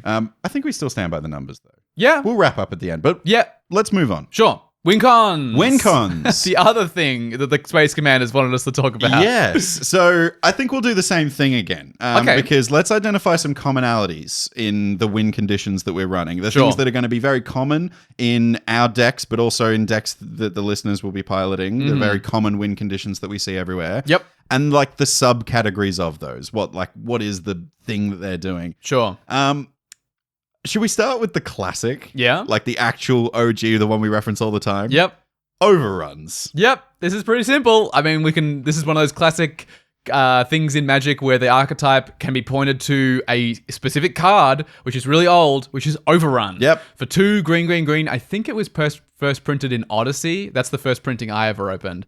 2 green. Creatures you control get +3/+3 and gain trample until end of turn. Yeah. There have been many variations on this thing. But basically, if you are a token deck, if you're a deck that goes super wide, even like my humans deck doesn't make many tokens, goes really wide. Yeah, token or non-token. If you just have a significant amount of creatures that will be on your board at the end of the game cycle, an overrun is a valid win con. It totally will. I found in my little research escapade through this that overrun effects came up 19 times out of 88 labeled win cons through our decks. So close to a quarter. Close to a quarter. That makes sense. And I'm also including in this like mass animation spells and not reanimation spells. I'm talking about animation, like for example, Rise and Shine, where for 1 and a blue, you can turn an artifact into a 4/4, a non-creature artifact into a 4/4, or you can overload it. Yes, so you can turn all of your non-creature artifacts into 4/4s until end of turn. Kind of, to me, in the same realm as an overrun. That makes sense to me. You're doing the combat damage win con. You're turning this wide board full of lots of small things into a bunch of big things that can win the game. Correct. Makes sense to me. So like we've already referenced Overrun being the classic, but Kamal Heart of Krosa is a creature that does this every combat. Yep. Overwhelming Stampede gives +X, where X is the biggest power on your board. This is probably my favorite version of this effect. I think it's the... After maybe, actual factual, oh my God, Cradlehoof Behemoth. After actual Cradlehoof Behemoth, I think this is the most consistent, where like, if you are a board that can consistently make even a 4/4, suddenly you're already out of range of Overrun. And if you have a commander, like for instance, in my Rith the Awakener deck. 6. So Rith is a 6/6, and I'm making a bunch of 1/1s, giving all my 1/1s +6/+6 and tramples on the turn. That's going to win the game. Yeah.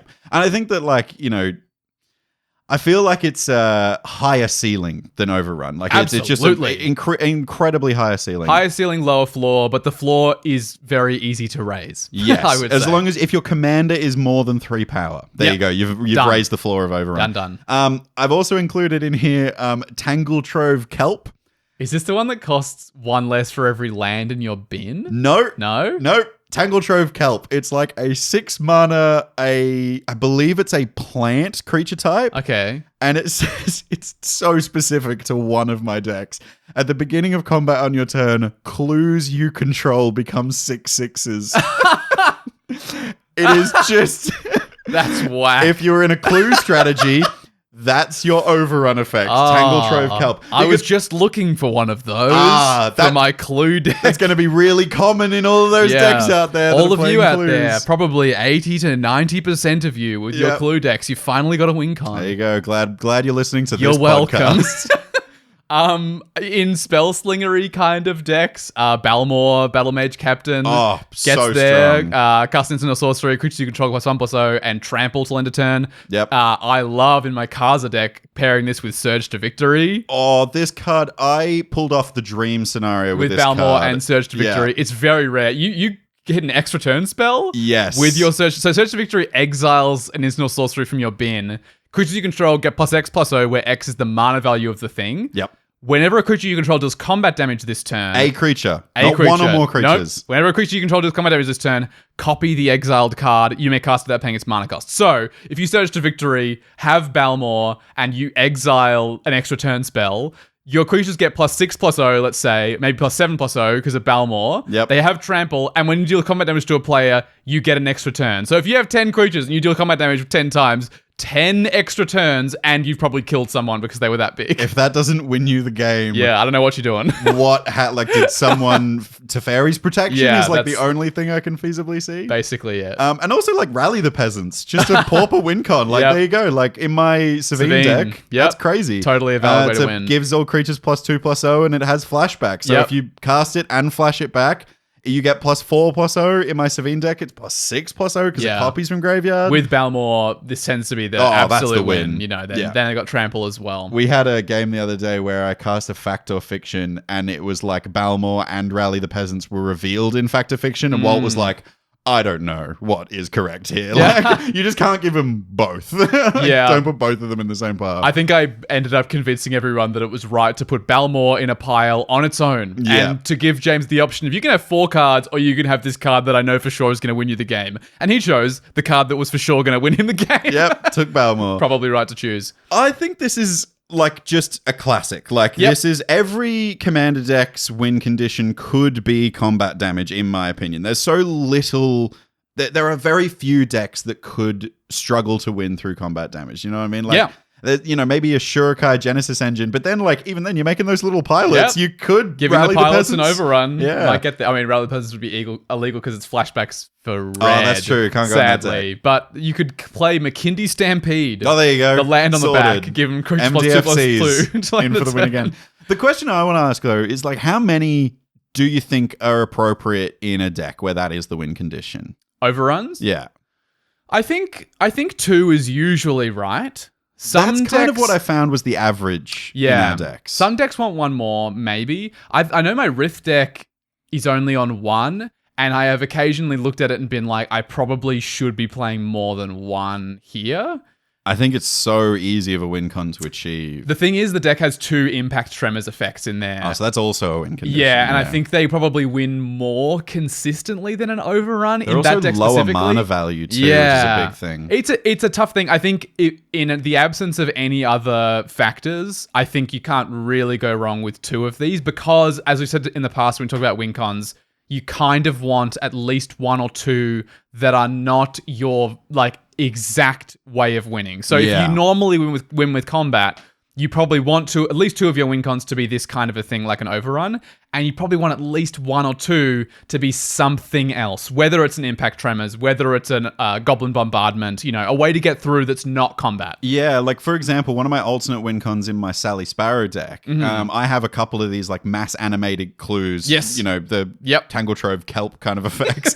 But I also have this huge, I can't remember its name now, it's a turtle. That whenever it or another artifact... Kappa Cannoneer. That's it. It's the one with Great improvise. card. I've been meaning to play it in the deck forever. I'm running that as like an alternative win con. So instead of going wide, I can feasibly go tall and beat someone down. Well, that thing's so good because it rewards going wide. So Kappa Cannoneer, when an artifact enters the battlefield under your control, you put a +1 counter on it and it can't be blocked this turn. Correct. It's like a 7-mana thing, but because it has improvise and because you want to be making lots of tokens anyway, like with your clues, making you a clue every turn. You can cast this for a blue, and then every time a clue enters, not only does it get bigger, it gets unblockable. So you just beat the hell out of someone. Once it's a 12/12, it's like, cool, I swing at you once. Okay, next turn I swing at you again. You're dead. You're dead now. You're dead. Has 15 counters on this thing now. Who's next? Yes. Something else I realized, there was a couple of cards that were like not counted in my overrun classification, but could almost be considered like an overrun. Like in, I believe in your Catilda and Lear deck, you have True Conviction. Or is that in... not Catilda and Lear, but I do play True Conviction in a couple of decks. This is the 6-mana enchantment that gives creatures you control double strike and lifelink. Yeah, very strong. I think that double strike and lifelink, if you're going wide enough, can just get there. Oh, you know what it is? It's Rith. Oh, it's Rith. It's in so your this Rith is deck. this is the other overrun. There you go. Maybe I'm set because I have the Impact Tremors and then I have Overwhelming Stampede and this. So you would count it as like an overrun. I would. I think so put it too in the as well. same category of thing where it's like if you're wide enough, you probably just win. And I like True Conviction because it's almost an enhancer as well, where if you're not quite at a winning board state. Oh, it doubles Rith's triggers. It doubles Rith's triggers, wow, which is really that's sick. True. So Rith, for those that don't know, when it deals combat damage, you can pay 2 and a green and choose a color and make a Saproling for each permanent on the battlefield that's that color. Yeah. So if you've got 10 Saprolings, you pay 2 and a green, you make 10 more. If it's got double strike, you have to pay the 2 and a green again. But you still get double triggers. So you would make 10 more Saprolings, you're at 20, and then you would make 20 more and you'd be at 40. I haven't seen that happen in Rith yet, and that scares the shit out of me. No, it's really cool. But also, like, True Conviction is a permanent, right? So it sticks around. Yeah, you could true. even just having it on the board means your 2/2s. If you've got open attacks, cool, you swing your 3 2/2s, you gain 12 life because they're double strike and lifelink. Yeah, I don't know. I think your blockers better. And, it makes blocking really hard, for sure. All right, the next category that I found is a subcategory of win cons, and this is one that we love in our decks, clearly. Mass reanimation. Sure. So this is where, to be honest, I think this is kind of like almost always considered an alternate win con in weird situations. Because if the game goes long enough, simply returning everything your opponents have worked so hard to get rid of throughout the course of the game and just returning it all in one go just gives you enough value that you'll win the game anyway. Yeah, big time. I think it's the kind of thing where it's also, if you draw one of these early, typically it's quite easy to play into this as your out, right? Yes. Like, unless someone has specifically like Rakdos Charm open, if you just time it right and you're like, cool, I'm going to try and win with what's on my board, but if the game goes long and a couple of board wipes get cast, I'm just going to hold this command, the Dreadhorde. This is like my out. This is my out. Yeah, if the game goes long enough and enough of my stuff, because then you just let stuff die, right? It gets to a point where you start sacking your things intentionally, and then on your last turn, sack everything, command the Dreadhorde, and it's like, cool, I win, you know? Yeah, I mean, for reference, there were 4 mass reanimation spells labeled as win conditions. Okay. But interestingly, there was a couple of mass reanimation spells that we labeled as recursion, obviously, in our Knoxfield list. Probably should have gotten both tags. Yeah, and I think like Patriarch's Bidding in your Goblin deck, your Vevictus deck. That wasn't tagged win con? It's not as a win con, but it's weirdly one of the cards you kind of pull out in your Rule Zero conversations. It's a win con. Like, this is straight up, like if the game goes long enough and things are in the bin, this will just win me the game. Well, this is the reanimation spell where each player chooses a creature type and then you get all the creatures of that type from your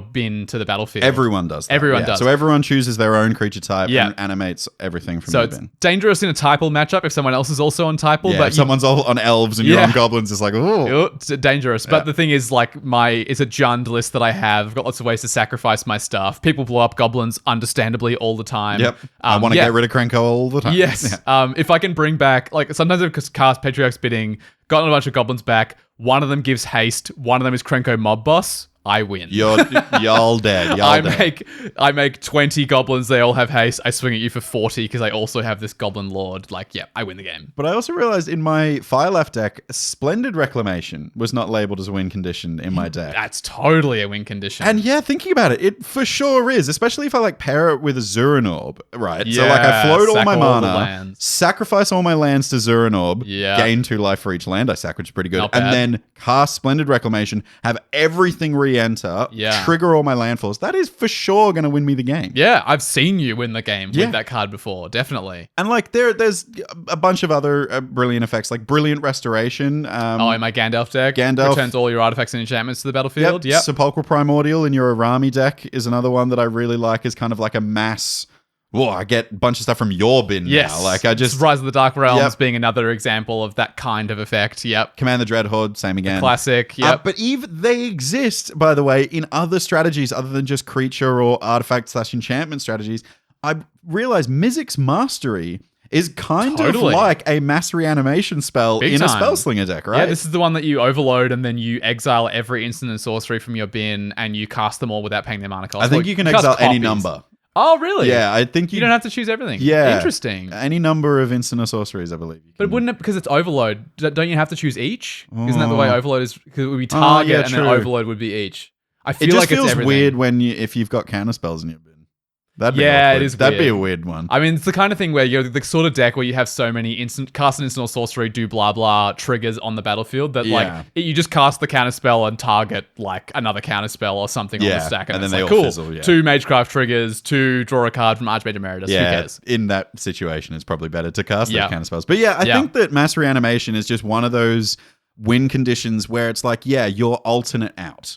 Yeah, and it's just I feel like this example that you gave before of like if you have this in your opening hand or like draw it early, you're like, okay, if there's a board wipe, I can use this to win. Yeah. I really like cards like this that just mean that you can end those long grindy games. And I think Mass Reanimation does this so well because as the game goes longer, people blow permanents up, you sacrifice things, board wipes get cast. This is a really classic and good way of just making sure you have a ability to end the game. You know, most high mana value spells that we play a lot in Commander do this. You know, what's the Ent one? Assemble the Entmoot? Oh, no. Last March of the Ents. Last March of the Ents, thank you. What did you say? Assemble the Entmoot? Also a magic card, actually. No, it's not. It is. It makes XX tree folk, and then you can like sack them to do something. I don't know. We play a very weird game. We do play a very weird game. But Last March of the Ents, for sure. These are like the top of your mana curve, that it's just, if the game goes long enough, you've got that mana, you dump it all into it. All the value that you lost throughout the game and that's now in your bin is going to be able to be used. It's just... sometimes it's just like GG. When like a Command the Dreadhorde resolves, I'm like...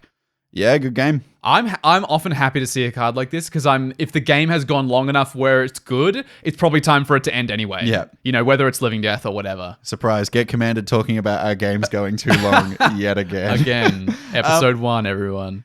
Last section of win cons that I think are really common and popped up a few times in our deck. Sure. Were combos, and I'm also going to put a slash here of payoffs. Interesting. So this is a little bit more hard to define. Okay. Instant win combos are obviously very strong. Sometimes they're infinite. There are combos in my decks that we were looking at in this sample size that do have infinite combos. Sure. But some of them might not be infinite, and some of them might not say all players lose the game, or some of them might not say you win the game, like a Laboratory Maniac. Sure. But some of them are just two combinations, like a combination of two cards that in the right situation, under the right circumstances, just win you the game. Sure. And it's really, usually I'll give a count from my research of like how many of these appeared. It's really hard to count because it requires 2 cards or 3 cards in some situations. How many of those cards would you call the combo? The combo or the win con. Like for example, like, and like which cards are the setup, which cards are the payoff, which cards the combo, which cards the enabler. Like there's so many definitions that get muddy, but like I pulled out some examples from our decks, right? Okay. So like in your Rith deck, you've got Impact Tremors or Witty Roastmaster. Yep. If you pair that with Rith or Increasing Devotion, that can pop off pretty hard. That can just win you the game in the right circumstances. In your Arami deck, Arami plus Grey Merchant of Asphodel. Yep, just on its own, just with Around Me and Grey Merchant being encored, each opponent loses 21 life, I gain 63.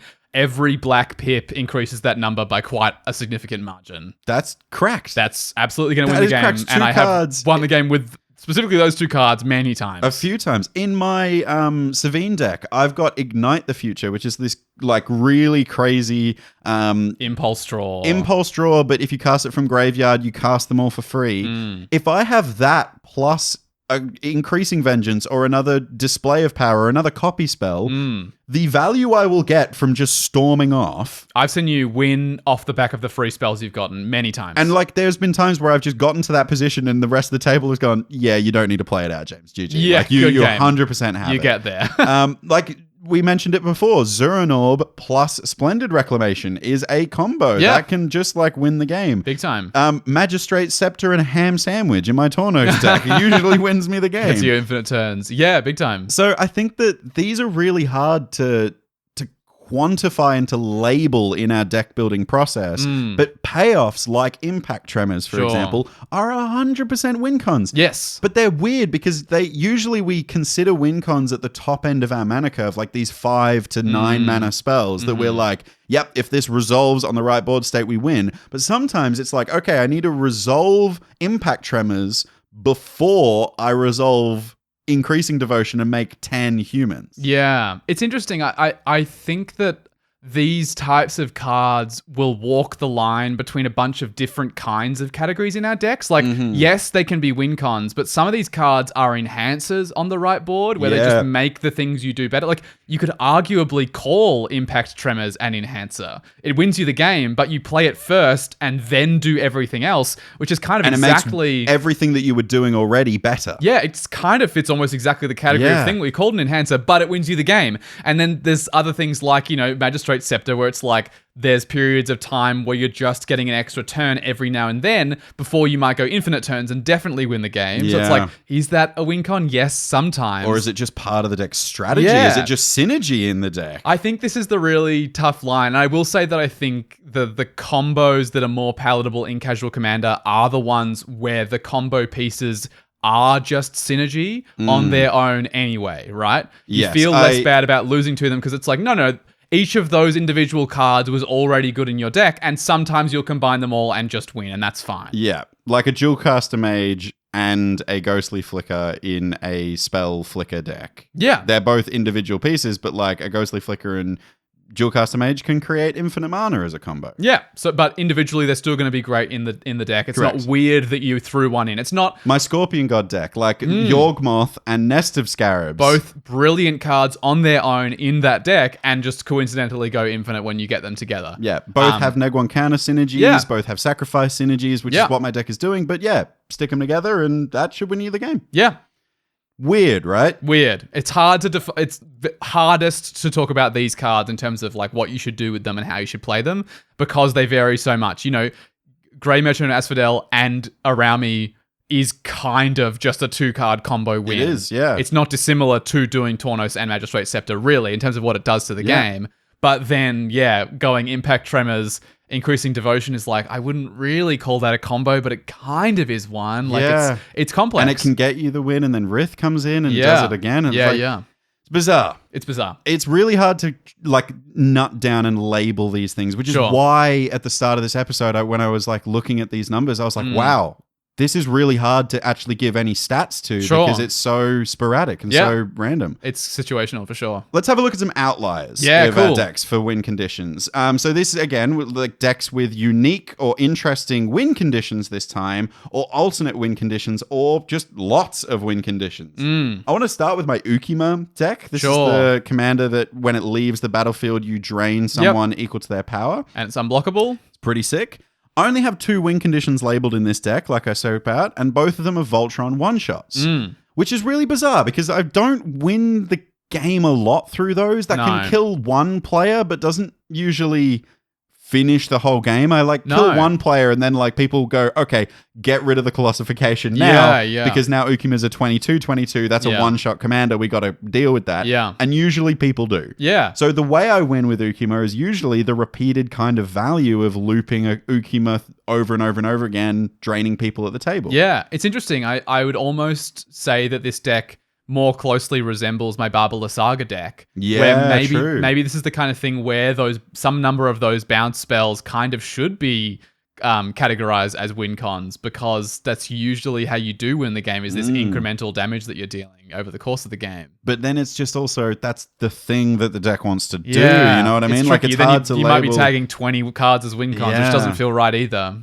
It's interesting. It's hard to label, and I think that specifically decks that win via attrition are hard to label. For example, I think Aristocrats decks are one of these kind of decks because you could label Aristocrats themselves like Falconwrath Noble as win cons, but then you'd be tagging a lot of them again. Yeah, and like, you know, sometimes you're running 7 Aristocrats in your deck. That feels wrong. It's bizarre. Ukima was an interesting one. I just wanted to quickly mention it because it was such like a key or a real good identifier of a deck that's really hard to identify its win con card. Yes. However, your Kaza deck... Again?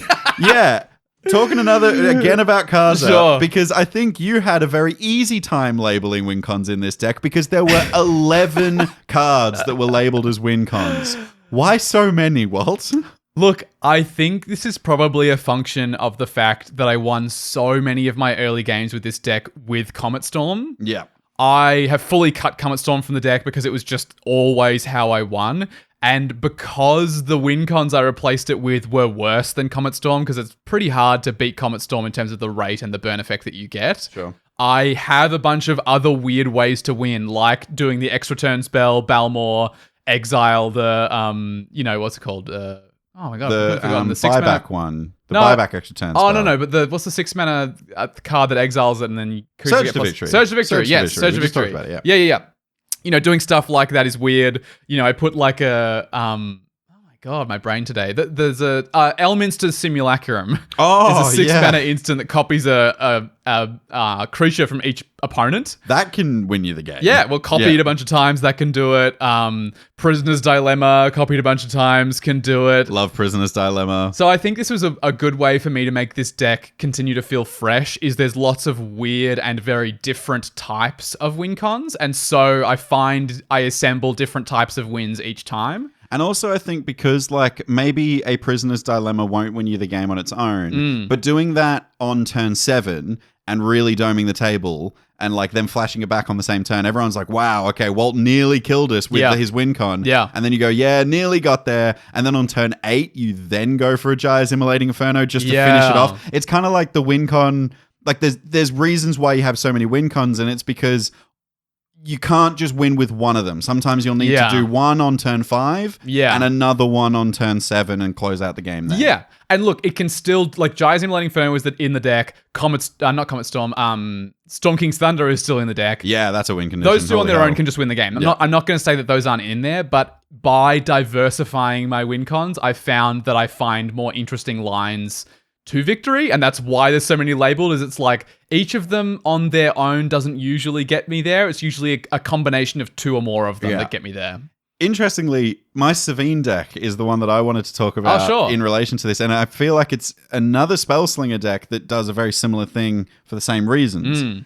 I had 5 labeled win conditions in Savine. Okay. However, all of them are different. Right. Like, every single one is a different way of winning. For example, I have, like, Devil's Play, which is a big burn flashback spell. I've seen you in the game with that before. Yep. Yeah. I also have Increasing Confusion, which is a mill spell. Mill spell. Yeah. And then I also have like things like Ignite the Future labeled as a win con, which is more of a storm win condition. So like all 3 of these are like very different strategies. And then I have Rally the Peasants, which is an overrun effect. Again, very, very different, right? Well, it's also interesting to me. Like, I think this is something we noticed early that we had a discrepancy on. I think if I build a Savine the Chronoclasm deck, and specifically your one, I would probably have tagged my Murmuring Mystic as a win con and my Monastery Mentor as a win con, which is interesting, where I think you consider that part of the deck, and so you have labeled that as its own thing.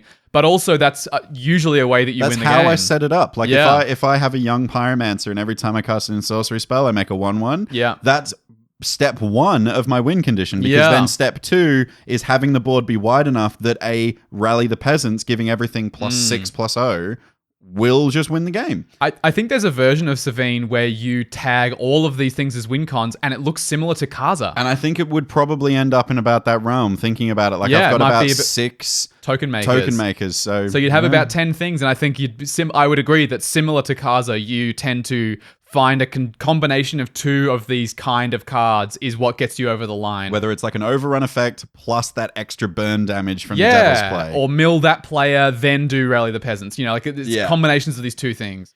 Yeah, I think it's interesting. Just how we approach labeling them just makes us think about it very differently. Like, again, I think you just this is, again, we saw how much higher your average was. With when win cons. Yeah. Almost double yours. It was double mine. Actually, more than double yours. Yeah. Your Arami deck had 9 labeled win conditions. Yeah. To be honest, now that I think about it, I think it's a similar thing to Kaza, where some number of the things win the game on their own, like Gary being one of them. Yeah. That is just That's a win a combo, con, yeah. pretty much There you on go. its Sorry own. about that, yeah. But mostly I tend to win with a combination of the other 2 cards. So for instance, like Sir Conrad the Grim and then Consuming Aberration cast a bunch of spells means that everybody mills. Every creature deals damage to everyone. Yeah, I like the Dreadhound version of that. The Dreadhound is fun pretty too. sick. Yeah, Dreadhound. Well, Dreadhound you can encore, and then every creature that hits the bin that turn is going to deal 3 to every there's 3 player. Dreadhounds that read it. that are all That's pretty counting strong, it. yeah. Very, very cool. They're very combo-y kind of win cons in a row. They are it's combinations of cards that tend to get you over the line. Look, I think I wouldn't call all of them combos explicitly. Some of them I would, but some of them I wouldn't. Specifically because, like, when I think combo, I think I often think of cards that are only good in combination with the card that they go with. So, for instance, like, without an Isochron Scepter in your deck, Dramatic Reversal is typically unplayable. It's a pretty bad card on its own unless you're Isochron Sceptering it. Which, for those that don't know, Isochron Scepter is an artifact that imprints a instant spell with 2 CMC or less, and you can pay 2 and tap Isochron Scepter to cast it for free. Yep. Dramatic Reversal says untap all non-land permanents you control. Yep. So if you have Mana Rocks or Dorks that can tap Isochron Scepter to cast it, you can infinitely untap and tap Isochron Scepter. And if you have just one thing that makes mana in addition to the 2 you have to pay to Isochron Scepter, you get infinite mana. Yeah. Or if you have a tap to deal a damage like a Tim. Yep, that gets Prodigal there too. Soldier. Just there tap, you win the game. You're dead. So yeah, those are, when I think of combos, I guess in my head I think of cards like that where it's like you don't play those cards on their own. But then again, like there are cards that I've tagged as win cons in this deck that kind of only win on certain boards. So maybe that's a similar kind of thing. Like I've got a Massacre Worm in here. If the board is wide enough. If the board is wide enough, so it'll give creatures my opponents control -6/6 because there'll be 3 of them encored. Yeah. But yeah, I need someone to have maybe 4 or 5 creatures before that is going to actually kill them. Because then Massacre Worm, for every creature that dies, they take 2 and that'll be 3 of them. So each player will take 6 for every creature that dies. Huge. Really great card. But yeah, only on certain boards will it win, and only with around me. So I see what you mean. Like they're combo E is what I would say. And then you've got like the primordials, like the sepulchral primordial, but even the Diluvian primordial. Diluvian primordial. Yeah, nicks a spell out of someone's bin. If there are people with good spells in their graveyard, you will just win. Yeah, I think again it's like the Kaza thing. I've got a bunch of different ways to win, and then it's usually a combination of the 2, and like Savine as well. It's interesting. So in conclusion, would you agree with me in saying that we're going to stand by our numbers, even though we saw such a wild array of numbers in this episode? I think the numbers that we gave of 1 to 4 enhancers and 4 win conditions are still pretty good. And if you're wondering why you're still sticking with this, Walt and James, you absolute hypocrites, it's because the reason why we give these numbers in the deck building template, because they are great guides. They are great starting points. They are great baselines. Yes. And they are great averages. Like if you go back and listen to the averages that we gave, we were pretty close. Pretty close to those realms. We were pretty close across the averages. I think what's really crucial here is to think about each commander deck uniquely. Yeah. Right? So like, some decks will thrive with more enhancers and more win cons, and others will fall flat in the water when they're overloaded Yeah. with all of the different win cons. Look, the deck building template is a starting point for you to understand what generally works and to make sure you're not going miles outside of what you should be doing. So if you tag a deck and you find there are 15 win cons in that deck, unless you know exactly why every single one of them is there, you're probably doing something wrong. Yes. If your deck has 10, 12 enhancers and you don't know why they're in the deck, you're probably doing something wrong. It's, we had someone join our Discord and post a list, and we recommended tagging the deck and following a template. We found that he was like playing 25 or 26 lands, I think. Yeah. And we said like, oh, it seems like you're kind of low on lands. And he was like, no, I always get flooded on mana. And we were like, how the hell is that happening? He tagged the deck. There were like 23 dorks in the deck. And it was like, cool, yes, your curve is really low, but now you can actually play more lands, cut some of those ramp spells, and have more of actually what the deck wants to be doing. So this is what the template is for, is so that you can look at some numbers, look at what your deck is doing, and go, okay, I'm miles outside of that range. Yeah. I should look at this and think about why I'm doing that. And I think that in no other category is this more flexible and requires more attention than win cons and enhancers. It's the most flexible part of the deck template because every single deck will be a different approach, and you got to think about it very uniquely, and you got to analyze every single card the way we have just done for each of our decks. I mean, we had never thought about doing this for our decks before we started this episode, and now we've done it. I really feel like I have a real understanding of the win cons and enhancers and why I'm including them in my deck. Like, why does Tornos have so many untappers? Yeah. That makes sense. That's like the whole thing of Tornos. Yeah. Look, I think I stand by our numbers. I think the next time you see our template shared, it's possible we might be more flexible on this. Like win cons might be 4 to 7 and enhancers might be 1 to 6 or something. But I do think we're in the ballpark, and I think you can still use these numbers as a guideline when you're making your decks. Good baseline. Look, enhancers and win cons might have been harder to define than we originally thought. However, regardless of how you subcategorize them, it's important to evaluate what it is in your deck that you're trying to do. If you understand that inside and out, back to front, you'll be able to find the right balance of enhancers and win cons to ensure your deck speeds to a winning board position and has the spells to secure your next victory. So, Space Commanders, command received. Chunky one. Chunky. Wow. Weird that the part of our deck building template has the lowest numbers was something we could talk about for nearly 2 hours. I guess it was 2 categories. If we were to talk about removal and ramp in an episode, I suspect we'd spend even longer. Oh God, that'd be nearly a 4-hour episode. Flashback to like 2021 when we used to do those kinds of episodes. Oh gosh. Or 2022. When did we start this podcast? I don't know. Whatever year it was. The year that we started. So to you listeners out there, do you feel commanded? What do you think of enhancers and win cons? How many are in your decks? And how do you categorize them in your deck building? Are you more like James, tagging kind of... A little bit more conservative. Yeah, a bit more sparsely, or are you like me and you're tagging your token makers and your token deck as win cons? Look, you can tell us on Instagram or Twitter at GetCommanded. You can DM us or tag us in your posts. Or the best place to talk to us is in person and live on our Twitch channel, twitch.tv/getcommanded. You can watch and join the Twitch chat in telling us, pointing out that maybe Walt's running too many enhancers in his deck nowadays, something like that. You can tell us live while it's happening and we can talk directly back to you. If you don't get to watch us live, you can go onto our YouTube channel and put it in the comments and we'll reply to you there. Yeah, definitely. I'm always happy to answer questions about deck building. We've had a few of them in the Discord lately. I enjoy answering them a lot. Yeah, I enjoy our deck building streams that we do. Yeah. Those are really interactive fun streams. Too. Looking forward to the next one of those. Don't forget as well to check out our Patreon page. It's linked in the show notes. It's the absolute best way to support the Get Commanded podcast. It's a big part of the reason, again, that we're able to go to Sydney. We are being funded by Good Games. We are also being funded by our wonderful, wonderful patrons. So we'd like to thank Fuzzy, Bottomless Potamus, Dyer, Dylan Norg, Bertie, Crazy Logic, and Benjamin. This list is getting long, man. It's getting long. And we'd also like to make a very special shout out, as always, to Fletcher Cutting and Wizard Down Under, who support us in the Space Commander tier. You guys are the best. You are the best. And you know who else is the best, Walt? It's It's Palms Off Gaming. Who's that? Do you know why they're the best? Why? Because these guys make amazing deck boxes, sleeves, and binders for your cards to be safe. And you know what they did just recently? What did they do recently? They gave us a bunch to give away at Command Fest. Oh my God, what's the giveaway? The giveaway is a bunch of Palms Off Gaming Blackout sleeves, some Genesis deck boxes, and their really nice mint fit inner sleeves. What's a mint? It's little sometimes they're circular, sometimes they're rectangle in little packets. Great. What's a rectangle?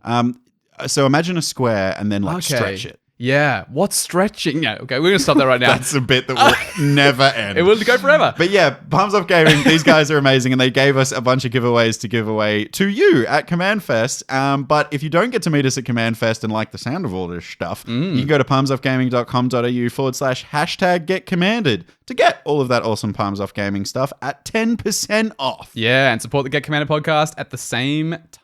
Yep, palmsoffgaming.com.au/#getcommanded. Nice. Whew, okay. Yep. We're done. Whoa.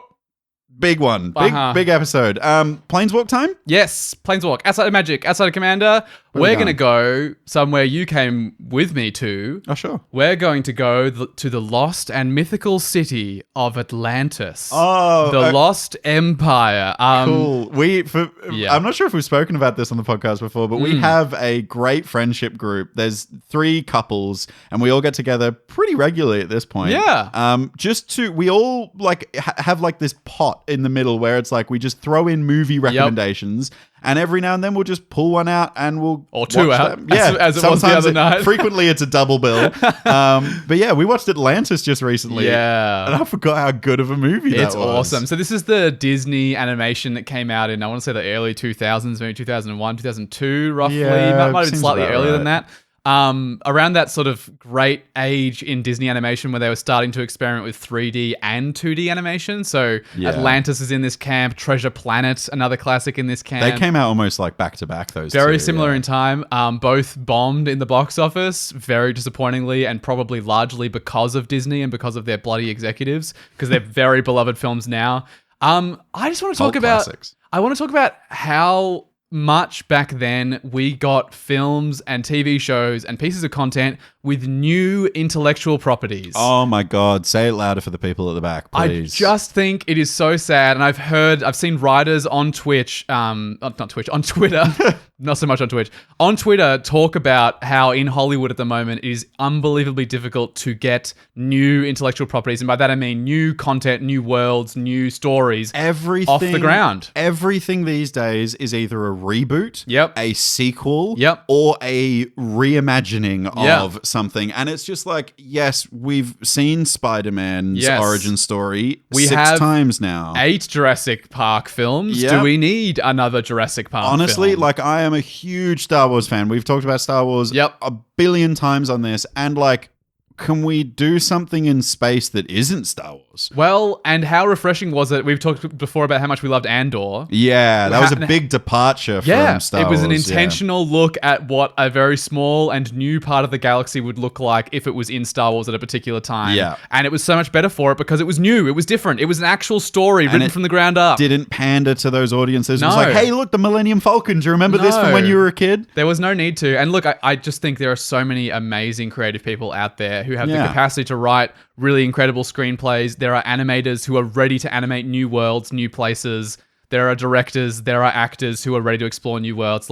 Yes, we love Star Wars. We love Lord of the Rings. We love these pieces of content. That shouldn't be all we see. We should see new worlds explored frequently. No, and also and just new worlds all the time. And I don't want, for example, Atlantis. We watched Atlantis and we were like, wow. And then do you guys remember that sequel that came out? That wasn't that good. And then there was that weird TV show. Yeah, that wasn't good either. But Atlantis as a film was amazing, and that's all it needed to be. I'm on its so own. happy if someone was just hey, I'm going to launch this new movie, very unique, bang, there it is. Yeah. And that's all I'm going to do.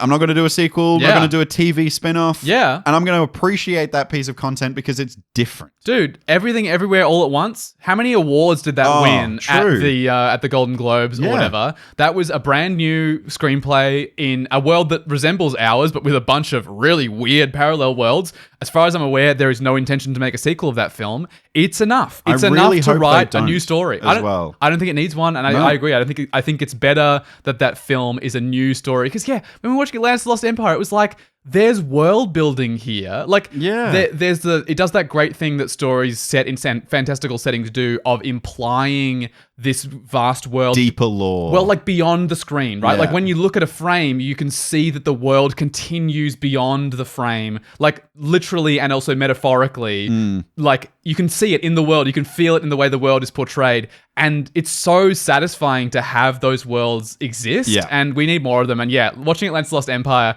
I know it hasn't got great reviews. It's not a perfect film. I love it. It's a cult classic, though. Like, It's really fun. It's an adventure and it explores a new place. And that's so refreshing to see. say it louder for the people at the back, Walt. It's so refreshing. No. New IPs, people. New yeah. IPs. Are you a Make it happen. screenwriter? Are you a screenwriter? Yeah. New IP, please. Yeah, let's see it happen. That's all we have time for. We'll see you next Friday for another transmission from the Space Commanders. Still have so much Red Bull in my system. So goodbye, Commander, players. And I'll say it slowly. Bye.